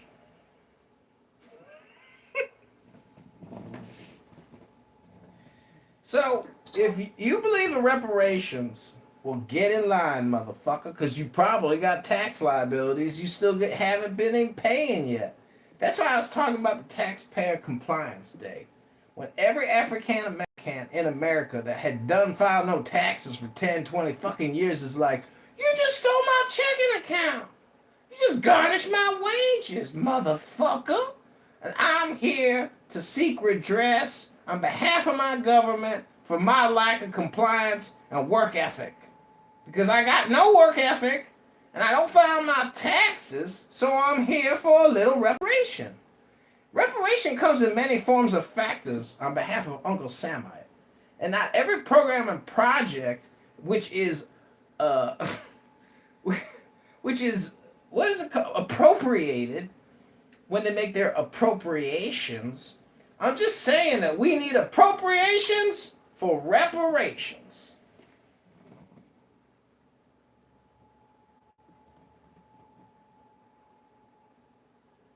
Say it with me now. I pay my taxes every year, sir. I'm not talking to you. I'm talking at large. Hello? say again, this nigga does not reflect the United States military. That's because you on a conference call app called Clown House, motherfucker. Lance Corporal. Fucking Corporal. Go clean that fucking toilet. Make it shine, bitch. Make that motherfucking toilet shine like your shoes, bitch. Don't make no assumptions on this stupid conference call app. I done cleaned a lot of toilets too, motherfucker! Pivotal positions in the military don't act nothing like this, nigga. I swear to God, they don't. So rest assured. Yeah, rest assured you goddamn gonna clean more toilets in your future, motherfucker. Speaking of military, anybody seen Doc recently at all or no? Hey, buried himself in his motherfucking peanut plantation field. He called me the other day, but I missed the call. And then I called him back, and his voicemail don't even work. Doc? You called Doc? Yeah, he called me, and then I missed the call. And then when you call him back, you know, his voicemail has reached the max. I didn't know you guys were tight like that. That's interesting. I brought him to this app because he was watching my Instagram or YouTube Live. Sorry, good point. Yeah, I'm his connect. Hey, can y'all imagine stacking up a 5-plane goes wrong and having to rely on this motherfucker who says hello to give you danger close 40 mics overhead? Can you imagine how much shit would be rolling down the side of your leg and the front of your body? Wondering about the accuracy and effectiveness of this kind of motherfucker. Projection alert says what, motherfucker? I saw a video on Instagram of a brother take his hand and put it in front of a motherfucking mortar tube, blew his hand clean off, nothing but blood and bone. Motherfucker, when you take that motherfucking mortar shell, you drop it, and then you pull your hands away quick. You don't leave it on top of the motherfucking mortar hole and lose your hand. Hello?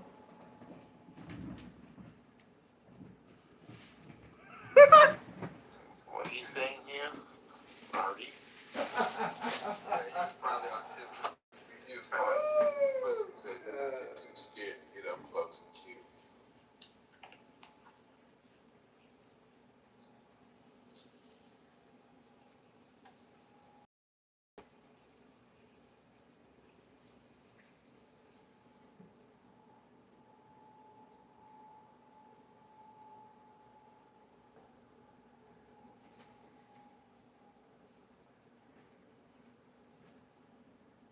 Hey, you gotta stop this. You keep this shit up. I'm gonna find out who your daddy was in boot camp, and I'm gonna get him to come on here and talk.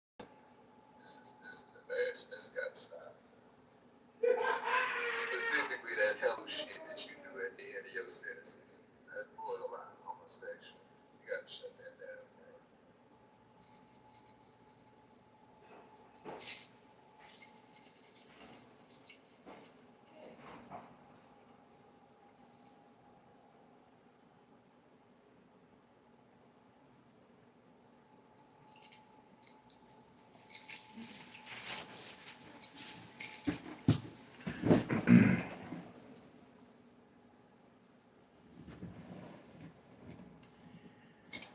We back at the reparations table. Anybody wanna make a settlement offer? Hello? I feel the rush.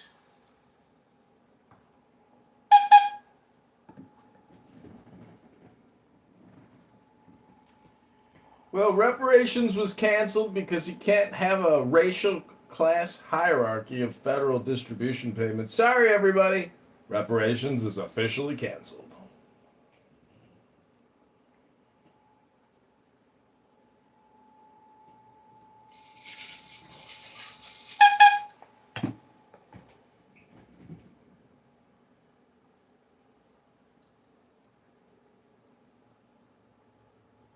Hey, did you ever hear of a guy named Steven Fitson? Was a combat medic. Steven? You old Steven? Steven and fits it. He was a combat medic. He would have served. Did you know Pat Tillman? Because I was at Fort Benning with Pat Tillman, the famous Cardinals quarterback, before they killed him. Hello? You an old motherfucker, Hannah. I'm a senior citizen clown. Hello? Let me see. You ever hear of a guy named Jack Powers? Did you ever hear of a guy named Jackoff? No, motherfucker. These are like random names. What, do we go to high school together? Come on, bro. It's a motherfucking random conference call happened in a random ass motherfucking President Trump room. Brother.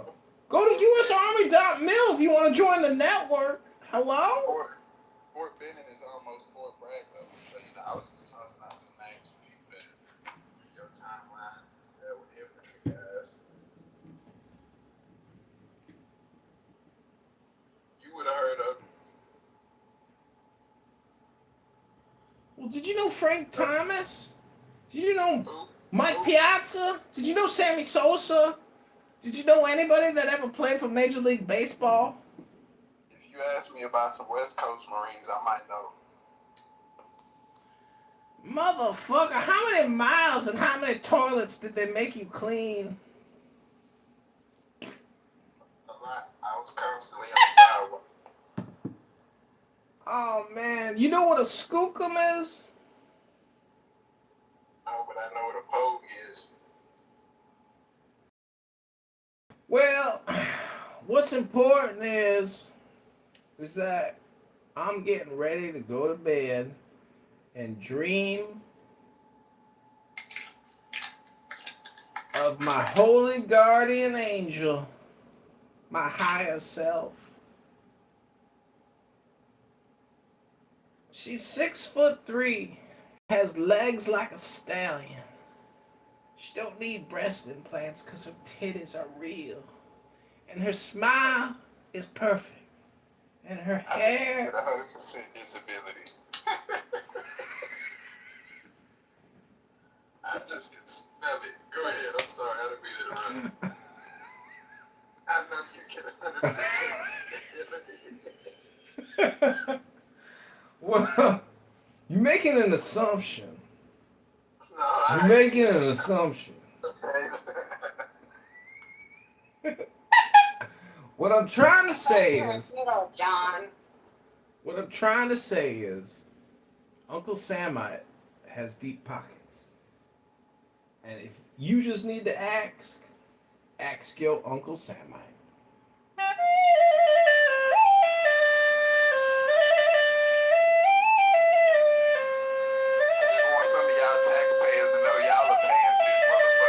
His drug habit, mental goulash that y'all have to do.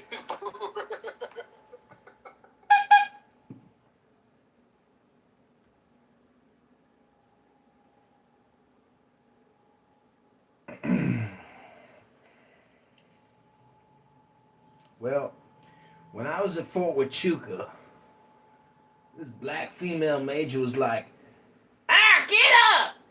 Go march back to the back of the fucking facility and go clean those toilets now, soldiers! I said, bitch, I'm a fucking lieutenant. I ain't gonna go clean no motherfucking toilets, bitch. And then I got up and I went to go clean the toilet. And I looked at this Saudi Arabian officer. He was a prince, and I said, are you gonna clean the toilet with me? He said, fuck you, bitch. I'm not cleaning no fucking toilet for you, motherfucker. I was like, motherfucker! I gotta clean a toilet for this motherfucking Saudi Arabian goat-eating Muslim motherfucker! So I went and I cleaned that toilet. And as I was scrubbing the shit flakes off the side of this old porcelain toilet at this military facility, that Saudi motherfucker was on his bank account app counting the zeros. He was a multi-millionaire. And I kept scrubbing that toilet porcelain, scraping off all that shit flakes from all those soldiers eating that shitty fucking pizza. And it was then when I had my revelation of enlightenment and I knew the truth of the earth. Hello?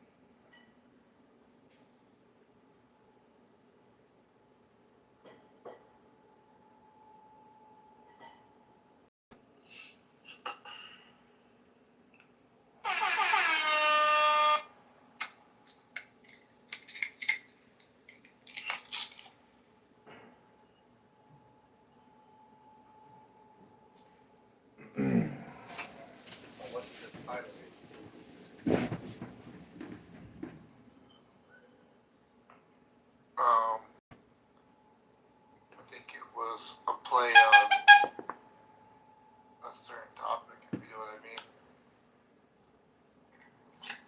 See, if the African American community wants reparations to be paid, well, Clown House could be the future platform of supposed reparations. Because they got the gold coin platform transfer system. And if we just supersede the government, come together. Because if every white person is a part of a structural white racist society, anytime white people get together, it's a meeting of structural white racists. And so it's unbecoming for new anti-structural white racists to create a platform and a financial reparation system outside of the white structural racist society. And that's why Clown House could be the future of reparations. Can I get an amen? Amen. Bro, did you not serve with black people? Like, I'm confused. Was your whole team white? No, I served with a lot of African Americans. They were some of the most sadistic killers, rapists, murderers I ever met in the military. They were hardcore killers.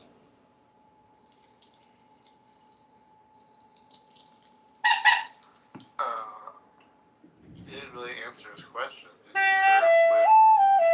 serve with people that didn't look like you or not?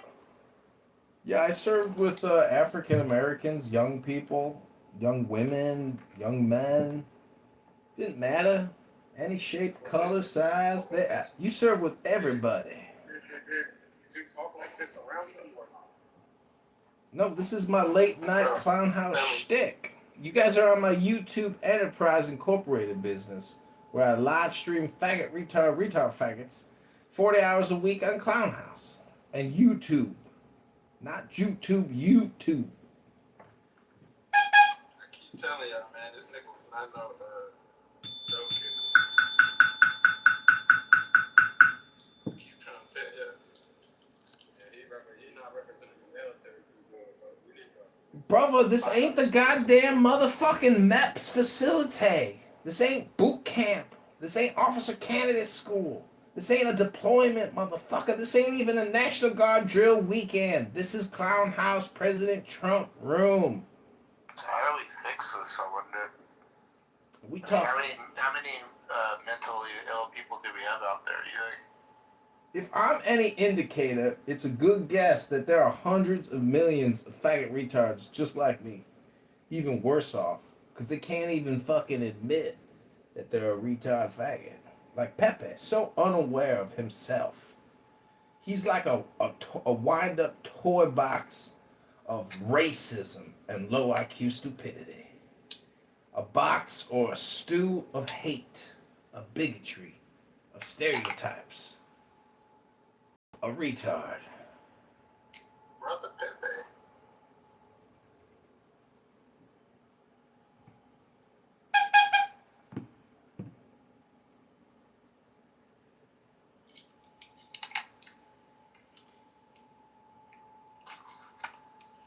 Ten minutes.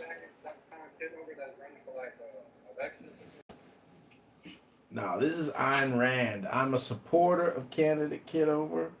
You can go to ChicagoMayorVote.com to help defeat the communist thieves stealing from the pensions, creating lies and propaganda. Go to ChicagoMayorVote.com right now. Where are you on that, by the way? We start gathering signatures on our petitions in less than a week. Next week, we start getting signatures, and we submit in August, and we're looking forward to major national publicity as one of the most noticed and publicized political elections in the country for the mayoralship of Chicago. So you're gonna be on the ballot? No, I won't be on the ballot, but I will be a write-in candidate. Unless I can actually raise the money to get the signatures. The chance of that is very small. What's the threshold of $5,000 or something? Or I don't remember, something like that. This isn't a federal election commission. Yeah, the state. This is the state house, whatever, right? I don't know what the state of Illinois or the Chicago Election Commission threshold is, but it's probably somewhere around that amount. Yeah. But if I do raise the money, I will invest it in signature gathering to get on the ballot in February. The election is February 23rd, 2027. Wait, so it's not the midterm? I'm so confused. Yeah, it's not. This is like It's a not. normal new term. Yeah, it's not a. It's not a November thing. We recently had an alderman who is a hardcore socialist communist named Byron Sig Lopecchio or whatever the fuck his name is, and he ran for Congress as an independent, and he had to get 15,000 signatures, and he turned in 16,000. And someone challenged his signatures. I wanted to be the person to challenge the signatures, but I'm not that involved. But somebody challenged him, and they got him off the ballot. And so he's now, That's brutal. yeah, now he's claiming that he's going to take it to the Illinois Supreme Court. But he shows that the system is rigged for Democrats, and it's totally rigged to prevent independents from ever getting on the ballot. So election fraud, voter fraud, starts at the petition stage of the election process. It's totally manipulated. I say it's more rigged for progressivism versus Democrats. Because I mean, you gotta remember JFK got popped by the Jews for going against that nuclear program back then. I am a journalist. You can't just cast that net over our Democrats. So you think a group of J-words got together and they were like, let's assassinate the president because we about to build a nuclear bomb in Dimona? That's what you're saying, dog? Come on, man. Come on, brother. You gotta throw in some anti-Semitic Jew hate bullshit like that this late at night? You fucking racist ass motherfucker. Some kind of closet Zionist, a Jew dick suck or some shit? A Jew dick suck? Corporal, you are a retard, faggot, retard. It was the CIA and the Pentagon that killed our beautiful president, John F. Kennedy.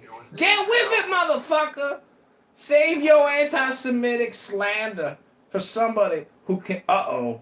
I can drop the articles if y'all need. Uh-oh, we got somebody on the stage here who can go thermonuclear. Look out. Thermonuclear on your live stream. Anyone want to take that way? No. It was Israel who took out JFK over JFK having such staunch. Matrix sucks. Over JFK having such a staunch. The Holy Spirit must hate you. An adamant position. Have the Matrix. You trolling me. JFK had John, your curse worked. fucking saying, dude, I hate you. I I knew I wasn't in the Matrix. You heard that just fine, bitch. You were. Ask anybody else. Was he breaking up anybody? I couldn't hear a word he said. It was Matrix all the way. Yeah, don't trust that shifty Jew, Mr. No Name.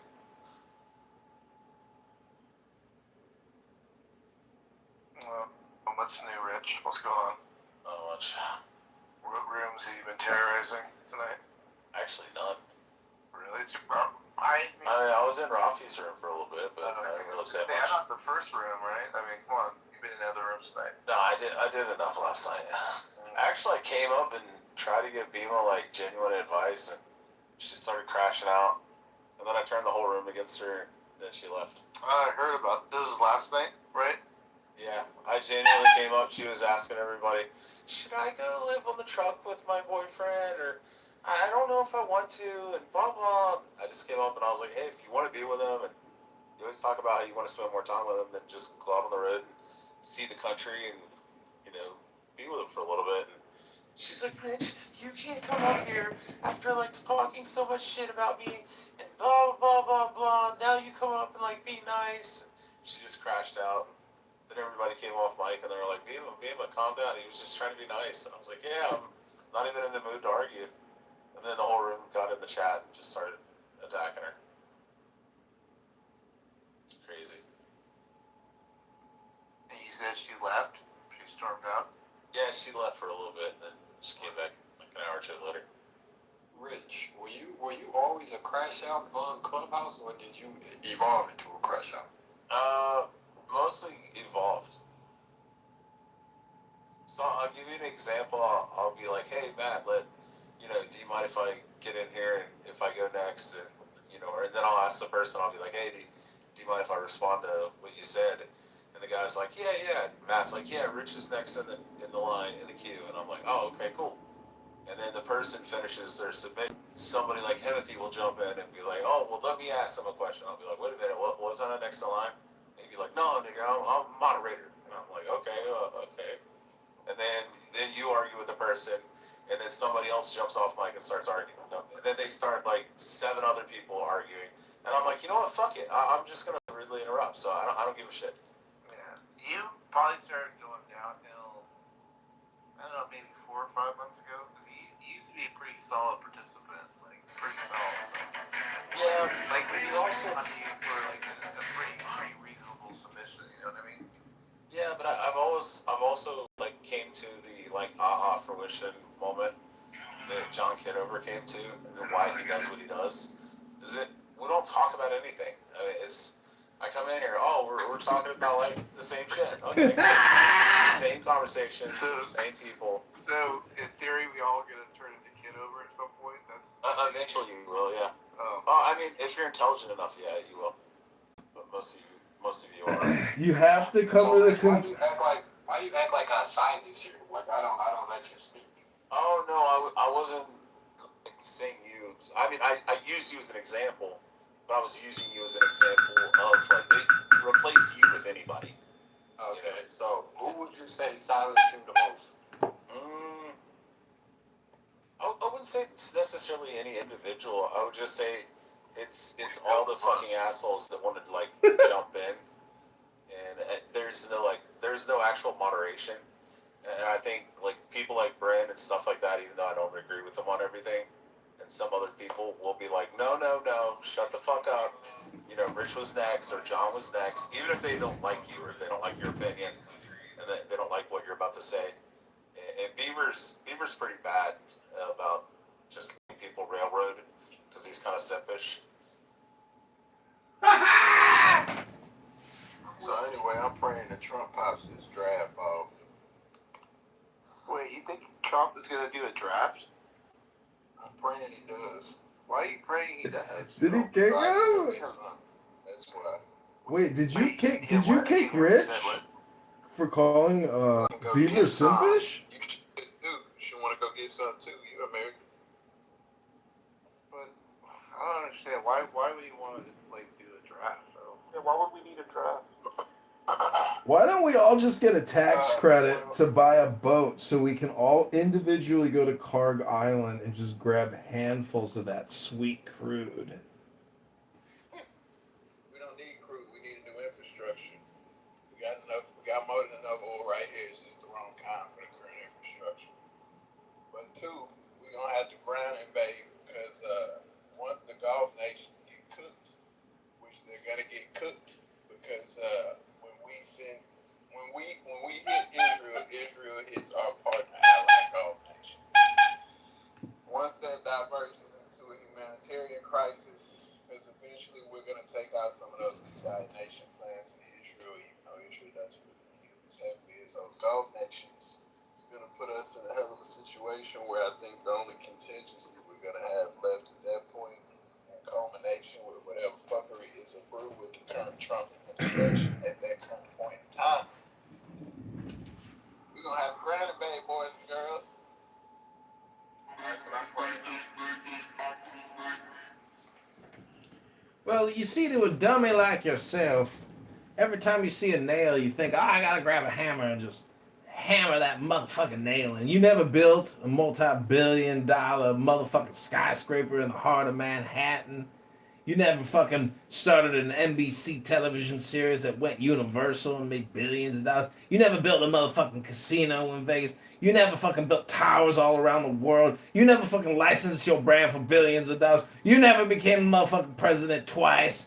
Defeated assassination attempts. Circumvented the goddamn Democrat industrial complex. I'm a Trump fan, nigga. You a Trump fan?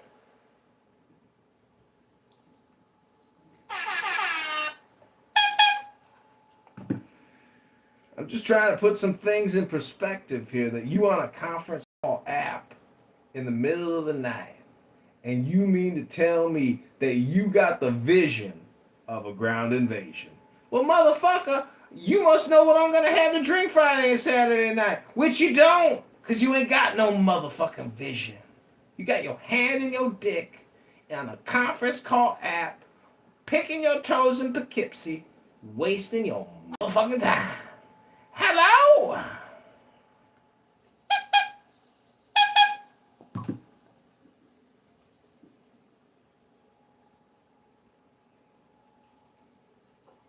You in the Matrix.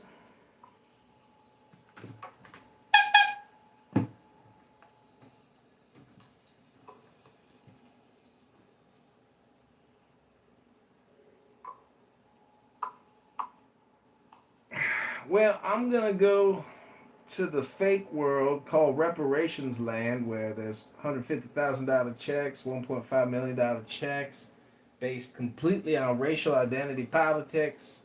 It's called the fake world. Oh, somebody told me to tell Beaver he's a simp. And Beaver is a cuck. That was Rich on my YouTube live. How do you respond, Rich? Beaver, how do you respond? Excuse you! Excuse you!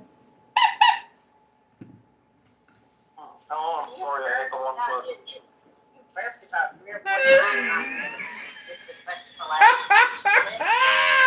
Well, sorry if I fucking had a fucking seltzer, for Christ's sake. Gotta call me a bitch for having some gas? For fucking acid reflux? You gotta call me your bitch? Black, you should go to his YouTube video and check out him and his shit-stained whitey ties.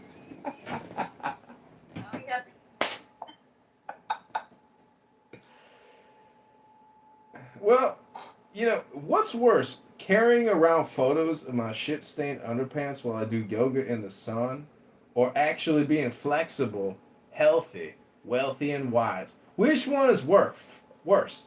Walking around with a photo of John Kitover shitting his pants doing yoga on your phone so you can gossip about my ass crack? Is that worse than me living my best life, motherfucker? No. At what point do you abandon the underwear and just throw it away? Like, how big does the shit stain have to get? The psychology is a challenge to see how much shit can accrue and still remain Post wash. Dry stuff. And dry. Well, you want to maximize, the outfit. That's what I like to say. And the truth is, I have so many pairs of underpants that I don't have to do laundry for at least 4 months because I have bought so many pairs of underpants at Ross, dress for less. Well, there's your answer. You take the shit ones off, and the shit cakes into it for 4 months on the ground before you put it in the washer. Beaver, you projecting on me. Let me get the projection detection system turned back on. Of a nigga who would shop at Ross. An N-word? An N-word profile for a Ross dress for less because I dress efficiently and cost effectively? Dress for less. Shop at Ross. You do solidifies that for me. You project. This is not a projection app. Can't you just be genuine and articulate and not ejaculate? Just say what you feel and feel what you say. You ain't gotta attack me personally for shopping at Ross and dressing for less. God damn. And your profanity on top of it, you fucking, you low IQ guy. Get back in the fucking bathroom and clean that motherfucking toilets. You take care of it immediately, or you just let it sit there until the end of the day? I don't shit my pants and then let it cake on the floors, Beaver. I'm a former goddamn military intelligence officer. We don't let shit cake on our fucking panties. We use them once, we put them in the hamper, and we got bags of panties. And we work out in the sun and we sweat. Unlike you, you're probably a fat ass, just like Beamer, like fucking Matt too. We know you guys are fucking fat, lazy, unmotivated, not dedicated. You guys are basically liberal, Democrat, progressive, 1990 Democrats like Pepe. Close enough. You guys don't support Trump all the way, do you? You ain't really on Team America. You ain't really rooting for America's baseball team every day, the only team, the best team. You guys don't love Trump the way that real magats do. Tell Beaver he's a simp. Beaver is such a cuck. John, read the above, please. Dash rich. I rest my case, ladies and gentlemen. Just tell him to suffer. Just say S-U-F-F-E-R. Yeah, just say that. Suffer. Thank you. Suffer. Do you know how many people Rich has made suffer on this app? Rich has gone the extra mile to dox, to decimate, to destroy, to harass, to abuse. Rich is a force to be reckoned with. He's like a hurricane. He's a sociopath. He's sick in the head. He's intense. He's an intense motherfucker. Can you believe he's a father? Honestly, there's a couple people on this app that I know are fathers, and they're here all the time. And if I had kids, I would be reading books to my kids, enjoying life with my kids, making them super intelligent and super happy. I wouldn't be here talking to you people. I wouldn't even want to know you people. I wouldn't want to hear your voices. That's a good point. Hello? The amount of time that's spent, especially if you have kids, oh my god. Like, if we're hearing you talk for hours on this app, I don't know, man. Like, you better be having some time with your kids. Holy shit. Yeah, Goat's on here like every day, every hour. That's true. That's a good A lot of y'all don't have jobs. A lot of y'all don't have no job. That's what it is. Sitting up here about nonsense. Get a job. Get a hobby. I agree, but I've sat in those workstation cubicles, and guess what I do while I'm depressed sitting in the workstation cubicle? Well, I open up Clubhouse, of course. Okay, well, not everybody can do that. But you're just not opening up Clubhouse. You're opening up like 30 phones and going like buck wild with it. Well, you only get 2.5 billion seconds to live your pathetic life. I figure why not record it all for posterity and for history and also because it annoys people who are damn well worthy of mockery, because they are highly annoying people, pseudo intellectuals, projecting assholes, and loser fucks that we have established have children but are here pontificating 80 hours a week like a faggot retard. And I didn't say the N word, retard faggot. You missed Roger. No, I don't miss anybody. I enjoy my life. I live my best day every day, and I don't care if people disappear. Bye. Hello? And that's because you exercise with shit in your drawers. That's filthy. Good point, actually. For the record, he didn't just disappear. We kind of had him, move along kind of incident. Well, Beaver He was ushered out. He was ushered out. by Pepe? Yes. Well, Matt, me, and Pepe, and some others. It was a group effort, yeah. Well, I think I saw Rich had a profile like a couple weeks ago, and I'm almost sure that it was Monica's photos. He had like multiple photos of Monica. I don't know how he got them, but I believe that they were probably accurate photos of Monica. Boy, And- everybody has those. Everybody has photos of Monica. Are we talking about? Oh, I didn't know that. Yeah. Well, they looked kind of like what they sounded like. I mean, right? Like the sound matches the body. Yeah. Who cares more about recording? Is it Monica or Kitover? I wonder who has more hours. I don't know, but Like actually recording, you mean? Yeah, because she loves her replays. Good point.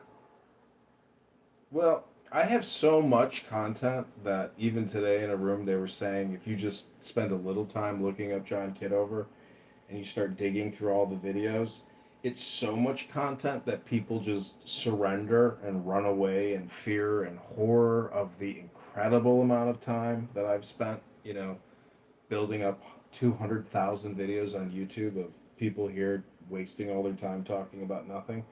And it's a little bit like Groundhog Day. Every video is like Bill Murray going through the movie, getting to the end, and he's finally happy. It's Groundhog Day! Hello? Pay for that storage? No, what are you talking about? It's all on YouTube. Just pay for storage. What the fuck are you talking about? I figured they would eventually charge you if you kept adding all that shit to their server. No, but Rich wants me to remind you to tell Beaver he's a simp and he's a cock. Did you tell them to suffer? Suffer, Rich. Suffer.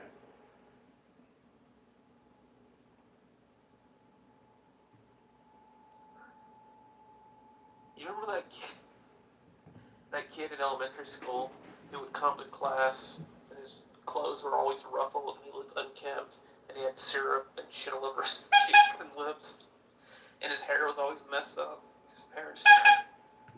That's who Rich is. He's like that. He's like Dennis the Menace, basically. Do you think he's a fat pig though? I don't know. I'm trying to Yeah. You think so? I know he's not lifting weights. He breathed at the very end when he said something. He's like, Really? He's breathing heavily? Oh shit. well, not heavily. He just has that like satisfaction grunt at the end, where it's like when he thinks he says something really clever, he'll end the sentence and he'll just go. Well, what do you think about Pepe's like vocal inflection, or I don't know what part of language or speech you consider it, but when he starts going.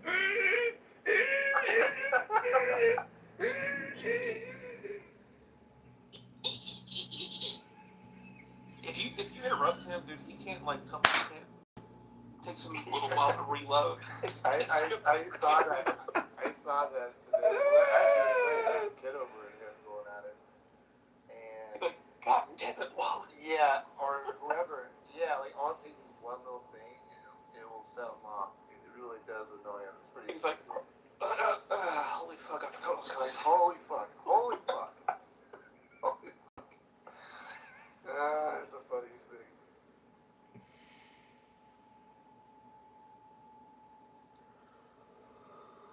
What about Bima though? When she goes on her like long rants about exchange and agreements and all that. And it's just, to me, it sounds very repetitive, as if she's like on a loop and she says the same type of arrangement every time. You know, that's why I value books and actual knowledge and information, and not people's useless, shorthanded opinions about, you know, society, about economy, about culture, about history, etc. It's the information transfer from my lips to your ears is such a small amount of megabytes. It can't possibly accurately describe something that's in the fucking terabytes. So this app is for faggot retards. Do you think that people would act the same way in real life if they're all together? I don't think so. Not all of this. Yeah. If you're a faggot retard on this, if you're a faggot retard on this app, you're gonna be a faggot retard in life. That's the mirror. 100%. Do you think Rich is actually? Oh, there he is. He's coming. He might have people to answer for himself, but. John, that's not what I said in the chat. I said tell Beaver that Bima's not gonna let him fuck her, and play with her fat rolls and her muffin top. Not the muffin top. And she does have muffin top as well. How do you know? You've seen that? I've seen her photo.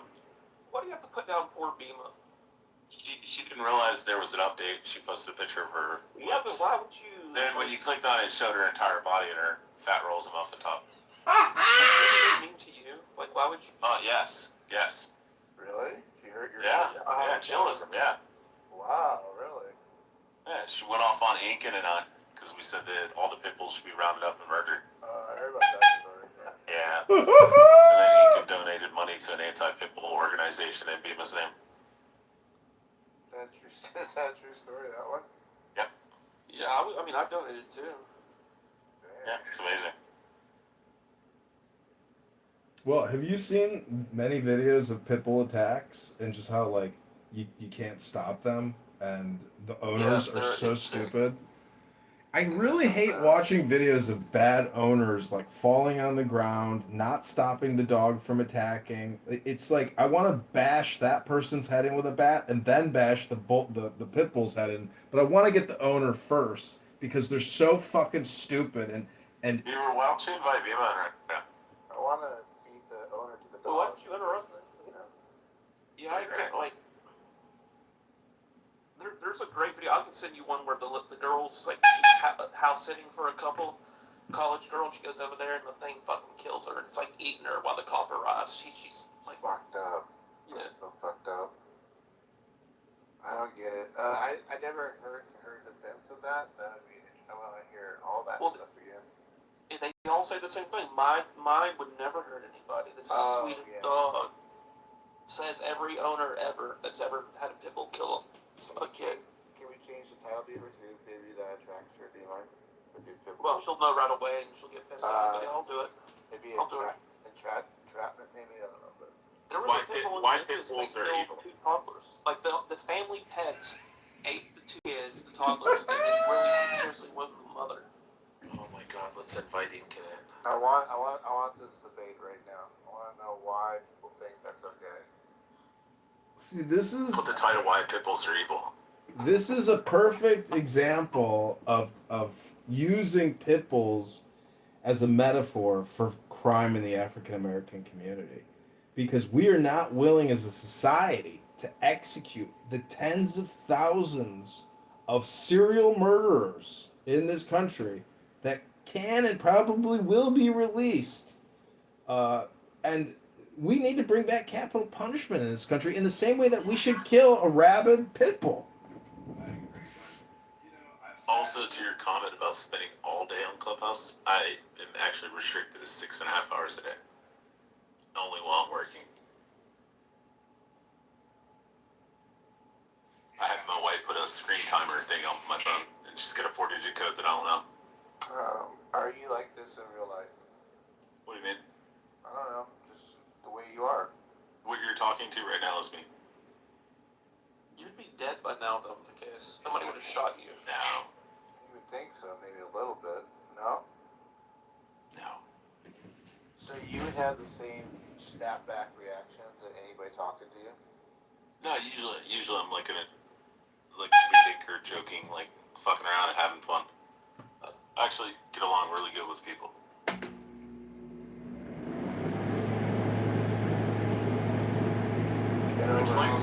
Like John. Rich knows how to tell